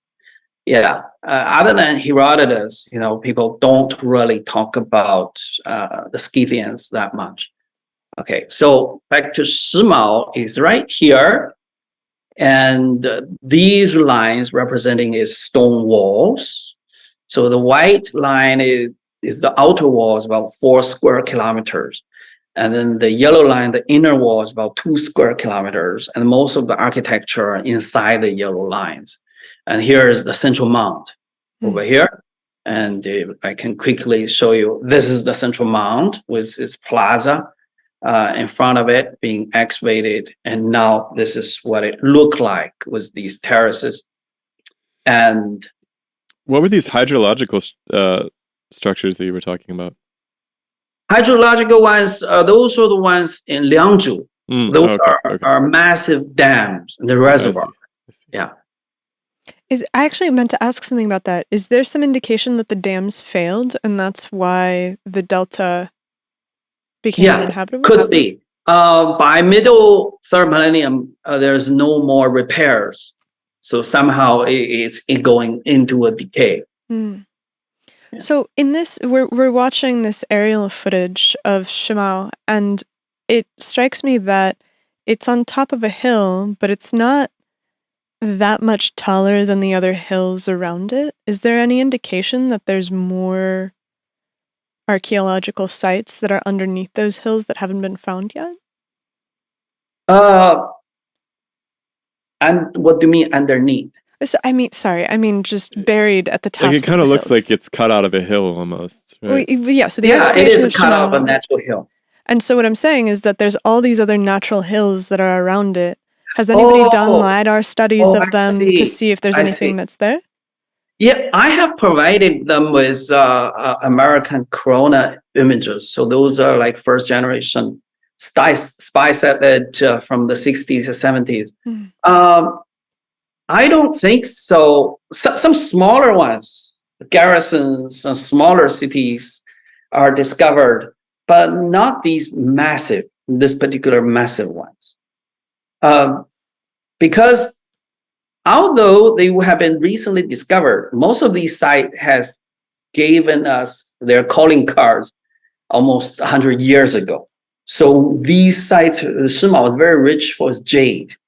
So over in the 1920s and 30s, thousands of jade has come out of here, and a German art historian, Salome, has been purchasing them. So they end up in Western museums.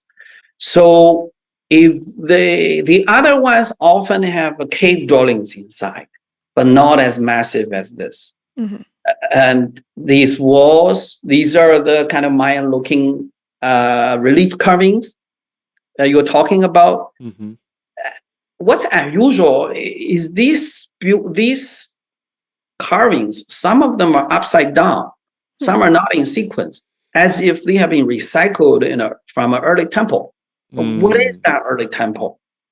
Who created those early temples? That's what we don't know. It's fascinating because this area has no history for that. As you can see, they don't look like Alkinev shamanistic images either. So how did these get invented? And then we don't know. And then there's dozens of these eagles in the architecture on top of the mound. And how they were used, we don't know either. And these jade pieces, thousands of them will be inserted, incorporated into these architecture. Yeah, that's the one right there. It's hard to just not see Mesoamerican artwork in that Yes. picture there. Well, it's Yes. also interesting how it's in this isolated, wall. yeah. Well, even when you look at it in context of that wall that you were showing, there's one block or a couple of blocks that have this relief carving on them, and the other ones are just plain, as Yeah. if, like you said, Yeah. they came from somewhere else. Yes. And this is the foundation of a massive, probably structure on top of the mound. And many of these images, they look like ones coming out of jade. And then they also look like the ones in bronze vessels, iconography that was created during the Second Dynasty. Like the early bronzes are very plain. They're very functional, except we don't understand the purpose it was designed for. But once you go to the Second Dynasty, you know, especially the late Shang period, around 3,200 years ago, and these images are really fantastic and depicted on the bronze surface. In So terms of the architecture, is this reminiscent of other regions in any way? What, like the layout of this city and this being carved into a hill and all of this? Is this nothing unique? in China look like this. In Iran, you have step pyramid like this, but you know. Yeah, I didn't want to use the word step pyramid because it does kind of look like a step pyramid. Yeah, I mean, it almost to me, it almost seems like there could be a case to be made that the Aztecs and the Shimao people were tapping into some older civilization that we haven't found yet. That was a commonality of some sort. It's very bizarre to me. Yes. Again, you know, even Olmec is 1,000 years after this. And then what's before that, it's hard to tell. It's, you know, the New World archaeology has a different rhythm of time compared to the Chinese ones. So there's been we've talked to a couple of people on the show that have suggested that there are some issues with the dates. And I know that that's a big bomb to throw. But I always wonder when we talk about the fact that these are not aligned temporally, if there is some eventual discoveries that are going to be made with the techniques that we currently use that will shift our timelines somewhat. You're talking about the Hofstad? Yeah, because there's the Hallstatt Plateau. Do you know about this? no. So the Hallstatt Plateau is this period of radiocarbon dating where... Oh, that one. Yes. Yes. Right. So it basically, instead of having this clean slope relationship of amount of carbon-14 that's left and the actual age, there's a period in the decay curve where it flattens. And so if something that you date falls onto that plateau, then all of a sudden you have this problem of it can wander by, I think, almost like 1,000 years of how old that object is. And so it's kind of one of those things where I just wonder if there are some error bars we don't know about.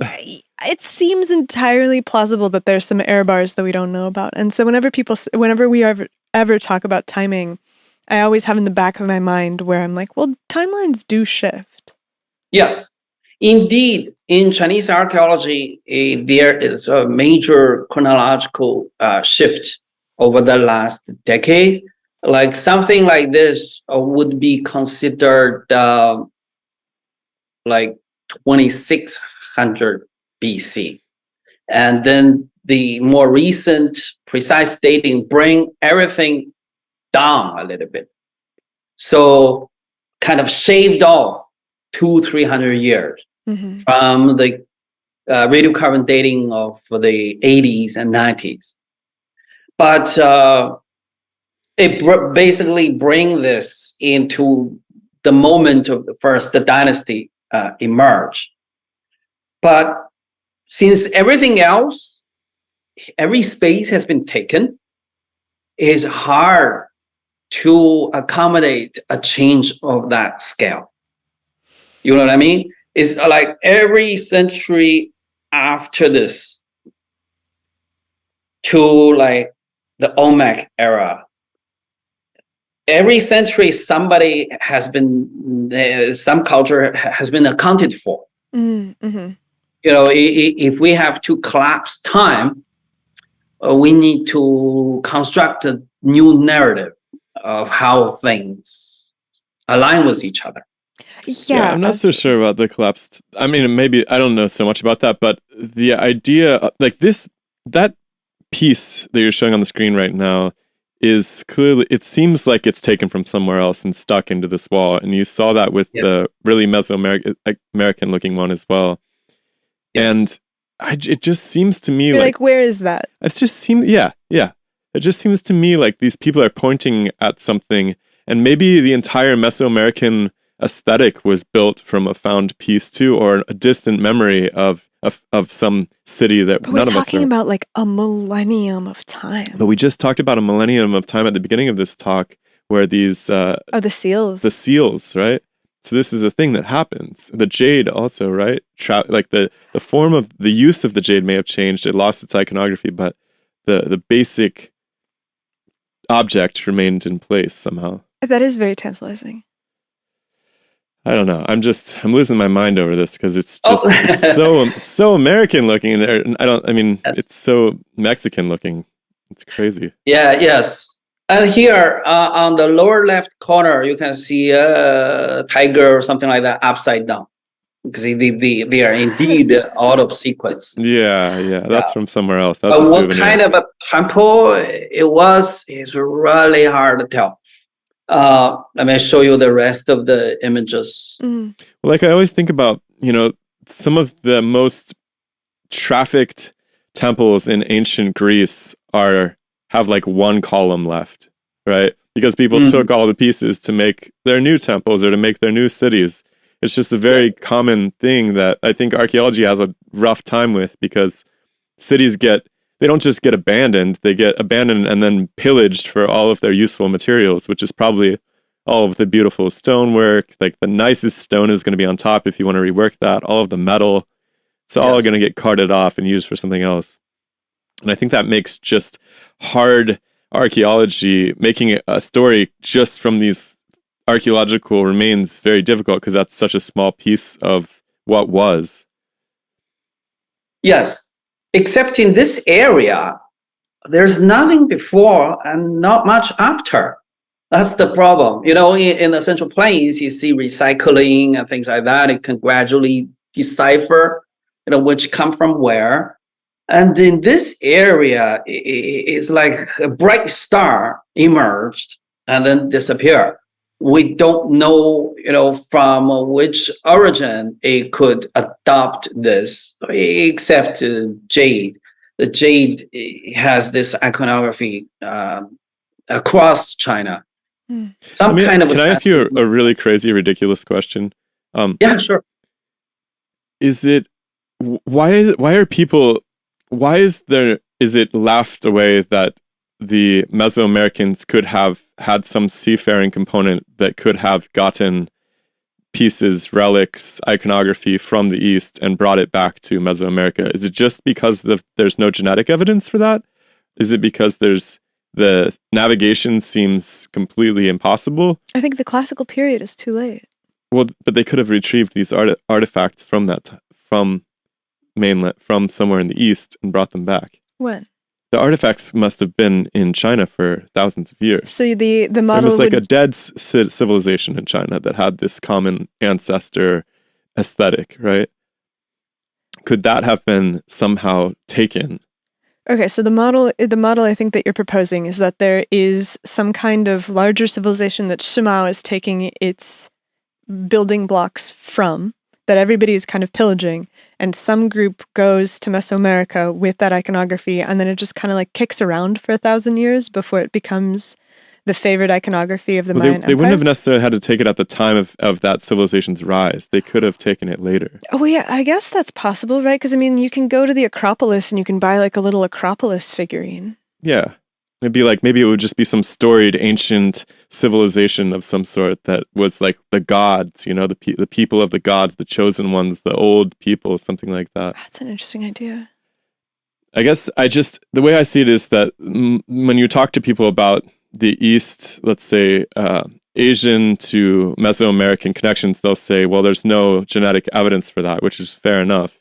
But, or if there is, it dates back for 20,000 years.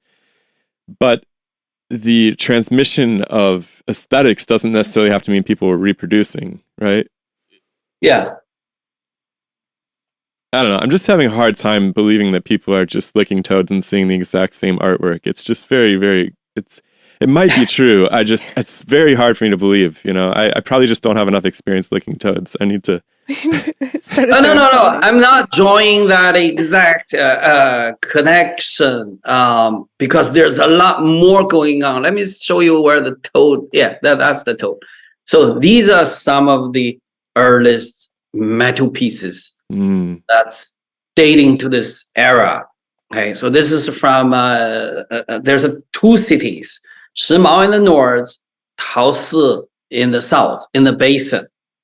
And in Taosi, you see these Almost pieces. Looks like a circular saw or something. It's crazy, like a Yeah, gear. that one is attached to a jade disc. Mm-hmm. So where in the arm. But in Iran, you have these notched discs. Mm-hmm. And I'm not saying that.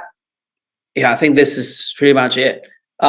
Here's a Lushanmao site, south of Shimao, a smaller counterpart, hilltop fortresses, again with these jades embedded in its walls. And here's an heirloom jade cylinder from Luangzhu. So it's going all the way up here from this area. And this is what I mean by cowrie shells. So this particular tent is probably for a chief. It has dozens of tiger skin and leopard skin to make it. And cowrie shells is attached for protection, like an amulet. That almost looks like African. Yes. So, but these cowrie shells will come from the same source, from Maldives. It's traded in multiple directions. So these are not from China coast. They came from the north. And when the Great Wall was built, then inside the Great Wall, people don't use cowrie shell anymore. North of the Great Wall, the hunter-gatherer societies, always, like the Mongolians, they always had cowrie shells. And this period of Shimao is the first time that cowrie shell started to show up in China. They go from the west to the east. So, and this picture on the right top is taken from a Heshi corridor. Over here is a jade mine. It's outside of the Donghuang oasis. It looked like a surface of the moon.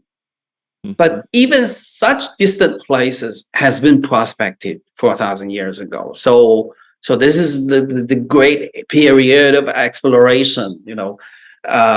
Jade prospector, copper prospector, they all try to figuring out these landscape. As to, here, you might have the beginning of Chinese writing at this moment. So as to the similarities, I think it's hard to establish a narrative with those artistic representations. For example, in the past, we can't believe these spears look so simple. We can't establish a link with Siberia. Okay, like how many ways you can make a spear? One with a hook. But now, when we have everything in place, it's undeniable that this horde of spears, these top two pictures, came from Siberia, from Altai. This one is from Altai. They showed up in central China. So this is close to turquoise mines and copper mines.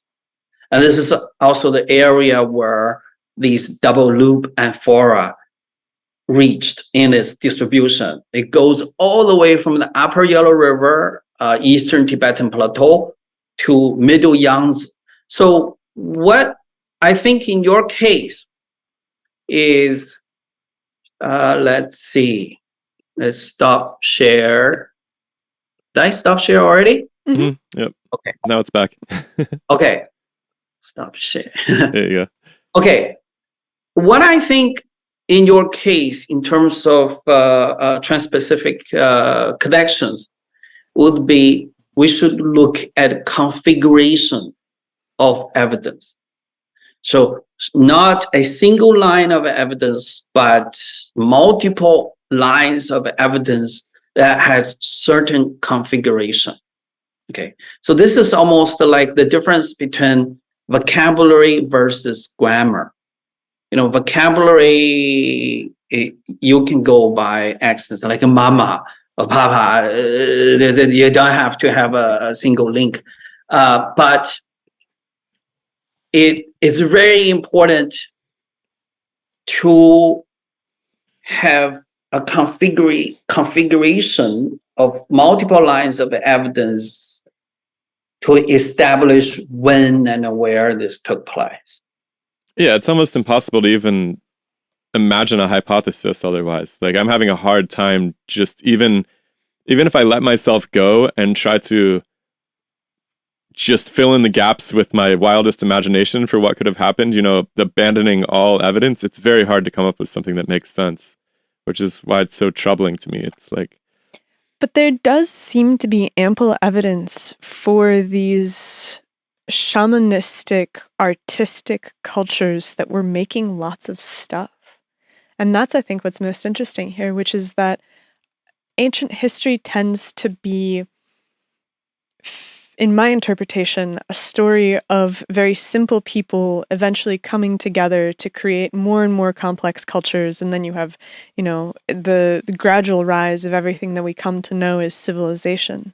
But when you have these networks of exchange and you have these settlements that are so difficult to build and clearly housed a lot of people that are filled with artifacts not just of manufacturing and trade, but also of beauty and culture, it suggests that the roots of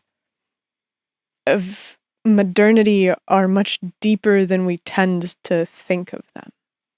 And the difficulty of finding these sites suggests that it's possible that there was something earlier, but without concrete evidence, we can't reconstruct that picture. Because without something in hand that you can point to and you can say, look, this piece is here, this piece is there, this is over here, there's not a story to tell, there's just speculation. And I think that this is the tension between the people like Graham Hancock who tell this fantastical story of, you know, the Atlanteans or whatever, versus the academic community, because the academic community wants the evidence. They want to be able to say, okay, these are the artifacts, this is the context in which they're connected. And without that, all we have is speculation, which is perhaps interesting because we were talking to this guy, Samo Buria, and he was saying that it would be really interesting for more people to spend time searching in specific areas for ancient civilizations or cities that were triangulated from the texts of the time. Where he's like, the only city that I can think of that somebody really went and intentionally found in, say, ancient European agriculture or archaeology is Troy, where somebody was like, I think Troy is here, I'm going to go there and I'm going to dig it up. And he did. And so Samo's like, there's probably other places like that, but we have a tendency of stumbling upon our discoveries of cities rather than being able to triangulate where they must be and then going there and starting a shovel-ready project. But you have to have a hypothesis to do that. And I'm having trouble even constructing a hypothesis for this place that Shimao took this facade from. Well, there's no writing. Right? Yeah. So it's... Go ahead. Let me show you what comes before that and to see whether there's a chance of... let's see. Can you see the cylinder? Mm-hmm.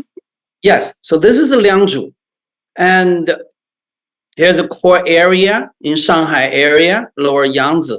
And it's a massive mound. This mound is 30 hectares in size and 10-meter tall. And then it's elite buried with the cylinders. And Casey Chang was very excited about this. I think this is like the portable access Mundi. Okay, the channel of religious communication. As I said earlier, that in Bronze Age, late Bronze Age ritual texts, these were used to pay homage to Earth. But we don't know whether that idea can go back to 5,000 years ago. But on these jade, you have this kind of relief carving. So we think that the Shimao kind of iconography could come from this diaspora situation, that jade, come from these forms, even techniques or artisans. This is the climatic change I was talking about. The yellow, this end is 10,000 years ago. So these are proxy data coming from the caves in southern China that show 50-year resolution rainfall. And to the left is modern time, and to the right is 10,000 years ago. The yellow bars represent periods of climatic anomaly. And you can see the middle 4,000 years ago, this period is most violent and longest, 5 centuries long, extended drought and major reversal. And then this happened several times. You can see drought and flooding both take place. So, yeah, this is, in terms of Chinese jade, we can envision where that come from. So here are the jade you've discovered in southern China. Eagle standing on the top. And then if you fit that toad into that cavity in the middle, it fit right in. So there's some kind of a religious thing is going on. And then the jade carving is very sophisticated. So, this is the vessels I'm speaking about. So these are Iranian, and these are the early Chinese ones. Do you see that chimney, that bun-looking design? Yeah. And this one. So, and even so, these are the forms of major ritual vessels. Does the eagle show up before this? Is the eagle figured prominently? No, not much. Are eagles indigenous to the area? Eagles, I think so. Yes. They seem like they would be a steppe. I always associate them with the steppe hunters. Yes. But in this area, they could be present. Yeah. And also, you see that bone piece on the right corner. That is a jaw flute. The shamans often play this. And it looks like a T-Rex on the bottom left. I think yeah. Sorry, maybe I just can't see it. I think it's the eagle. Oh, it's the eagle. I was in a different picture earlier. It's the eagle. So those stone walls on the terrace mound, when I put my hand in it, you see the cold wind going. So it's not solid, as if there's a lot of cavity. And then if you stand on the plaza and you yell toward it or sing toward it, it feels like an amphitheater. It echoes. So this whole structure itself could be some kind of a shamanistic structure. I mean, it's so scary to think of a place that is so developed to just wink out, like you said, it was this bright star that just goes out. Yes. And that's the challenge of Chinese archaeology. But sometimes when you look at history of archaeology, a lot of cities are stumbled upon.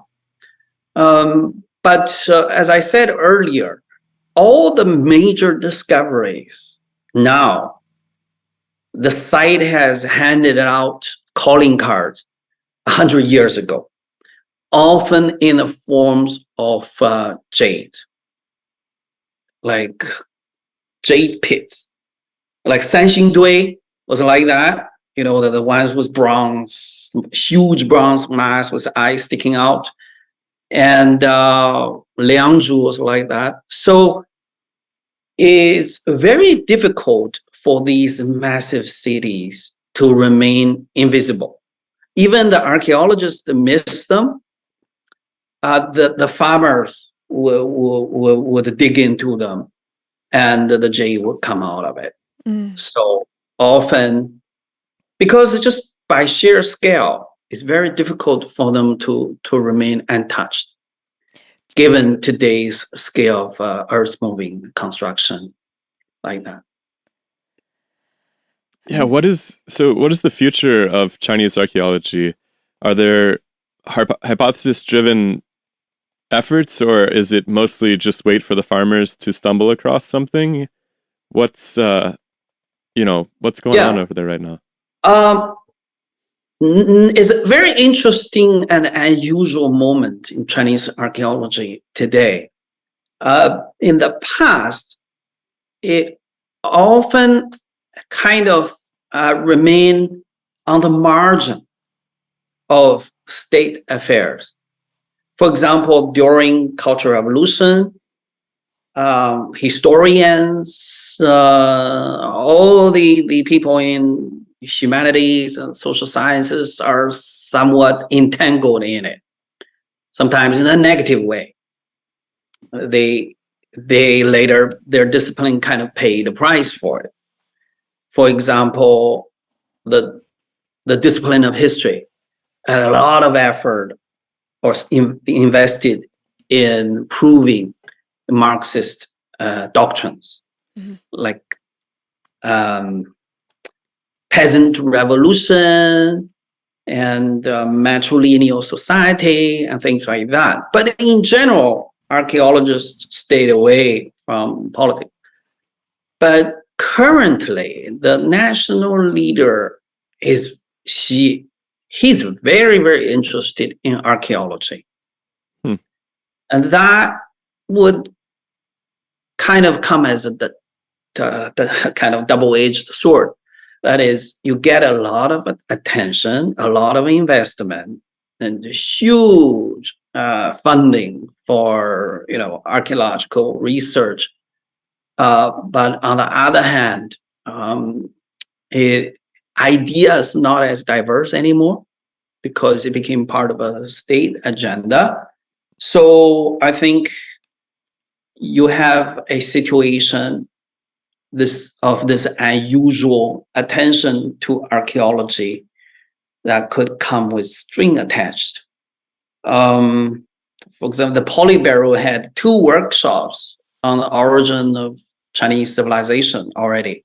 Like all the national leaders will sit there, have a workshop like this over an hour or 2 on current research of China. But again,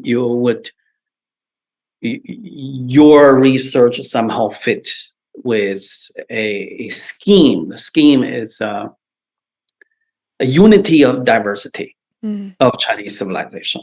That is how different trajectories, the heterogeneous traditions all contribute to something of Chinese civilization.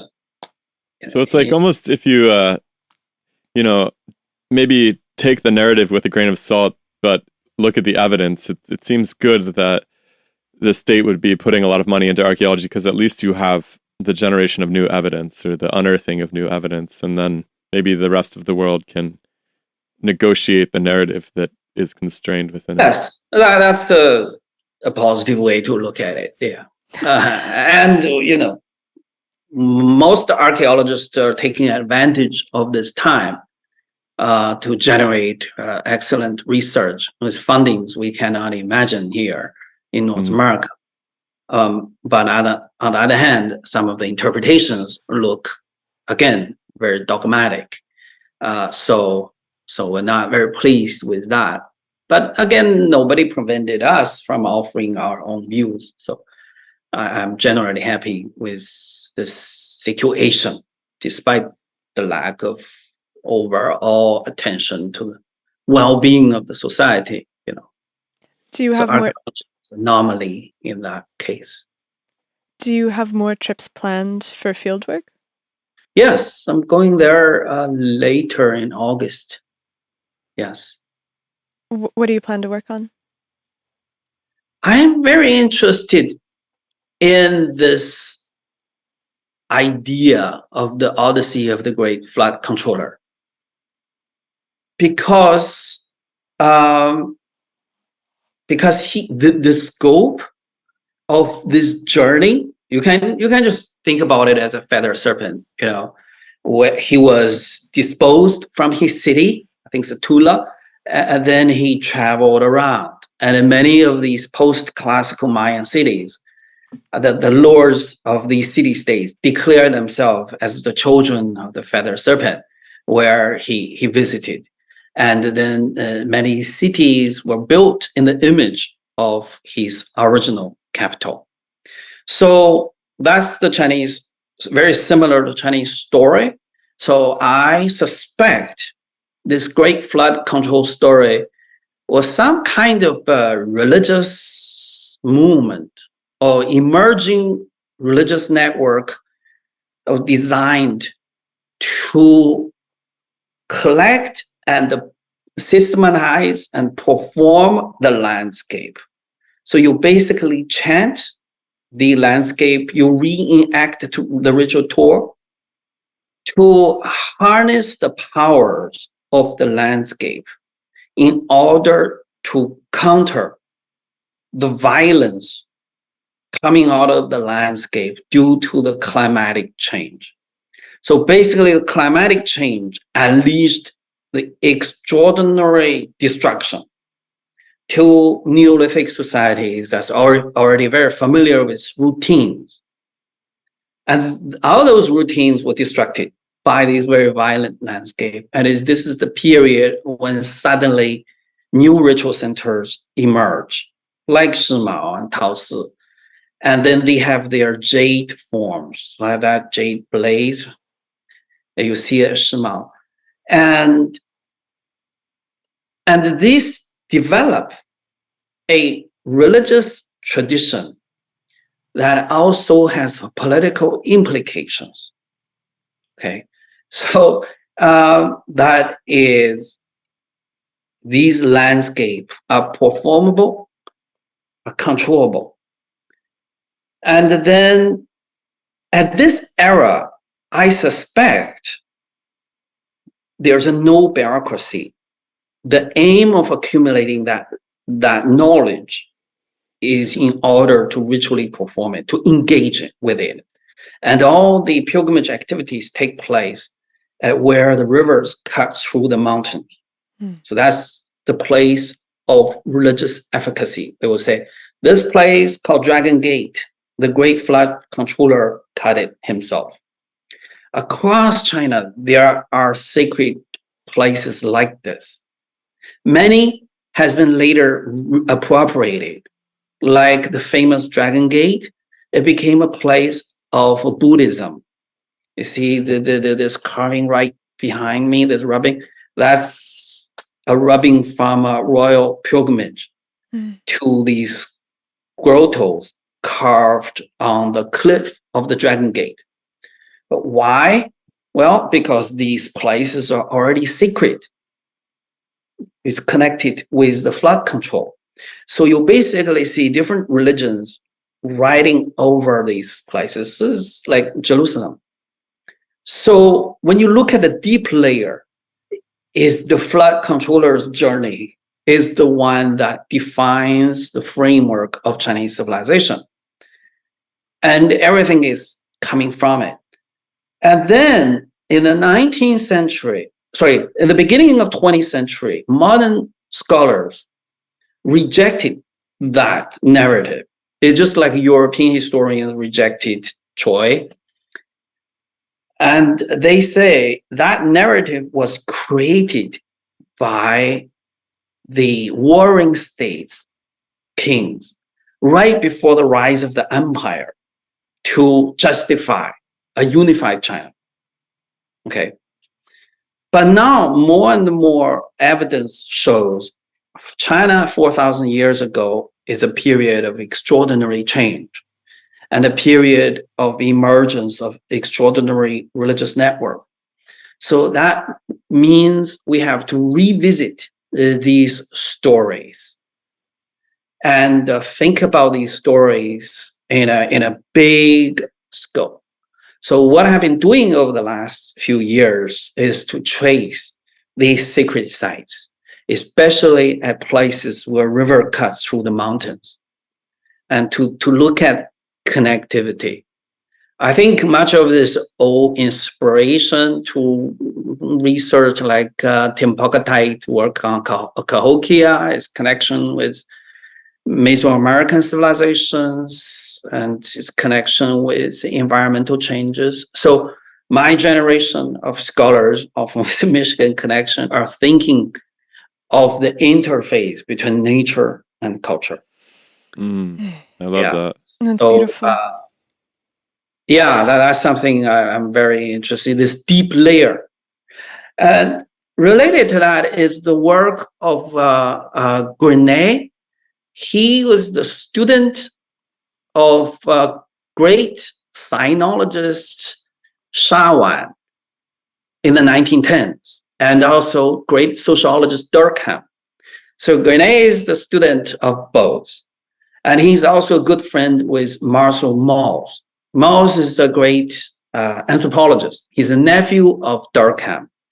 So in the early 20s, so these people are kind of laying the foundations of sociology, sinology, and anthropology. Grenet has this very interesting idea of the the journey of the flood controller. He argued that the particular text describing that journey, okay, it's like a tribute list and travel itinerary. It has been treated as a secret text by Confucian scholar and then was debunked in the early 20th century for imperial fabrication. And he said that text is probably very old. Even though it has been modified and corrupted, it probably represents the script for village shaman to perform the landscape for healing. So that performance is still preserved in Taoism, and even Japanese martial art, they incorporate that movement, okay? But nobody took his idea seriously because the scope is too grand. It looked totally imperial. So that's why nobody take him. But he has a very interesting idea. That is, he thinks that performance came from prehistorical religious era. And once it enters historical tradition, the Confucian scholars incorporated the ideas of bureaucracy and the kingship out of it. And then religious Taoists took the esoteric part. So you basically see a more universal prehistorical religion, and then you see a divergence. The esoteric and for body performing and healing, that was done by religious Taoists. And then the Confucian scholars took the part about governance, about control, about tributes, about legitimacy. So now I'm going back and I say, look, this is not something village shaman can have such vision. It must, for someone to have this vision put together, it has to be systematic. So what will be the right moment to do this mapping of the Chinese universe? Of course, the early imperial one will be good, but now the evidence seems to show the text was too old for it. It has a very archaic grammar. It has very archaic geography. And the most interesting thing is now you can tell. So originally, the tribute routes going to the center like this, okay? To this like spokes. But if you follow the order of geography, is naming these landmarks, you will realize it's going like two circles. And these two circles intersect at a waterfall of a Yellow River. So bureaucracy do not like double loops, do not like waterfalls. Bureaucracy like hierarchies, control. So what I'm saying is this text, it has two spatial orders. One is everything coming to Rome. Okay, so that's what bureaucracy like. Yet there's another spatial order that's very performative, like this. So which make this text very distinctive, because in later society, ritual performance and these centralized vision of governance, they are incompatible. But in this one, it is seamlessly merged together. So what I suspect is this thing, it has its roots in this era of extraordinary change. And there are people are putting these geographic knowledge together. It's beginning of metal prospecting. Remember the 9 bronze vessel story? And all these are happening at this time. And this time has extraordinarily large knowledge networks because it's connecting with the rest of Eurasia. And then people are using this knowledge in a very esoteric way. It's a very archaic way. They are performing it. They are making sacrifice with animals and jades. And then eventually by the Warring States period, the esoteric knowledge is already obsolete. Okay, and all those kings are interested in the administrative part. So, okay, let's forget about that. Let's do this. And so basically, empire was mapped on to a prehistoric religion. And that religion was developed at a moment when China has the first encounter with people having metallurgic knowledge.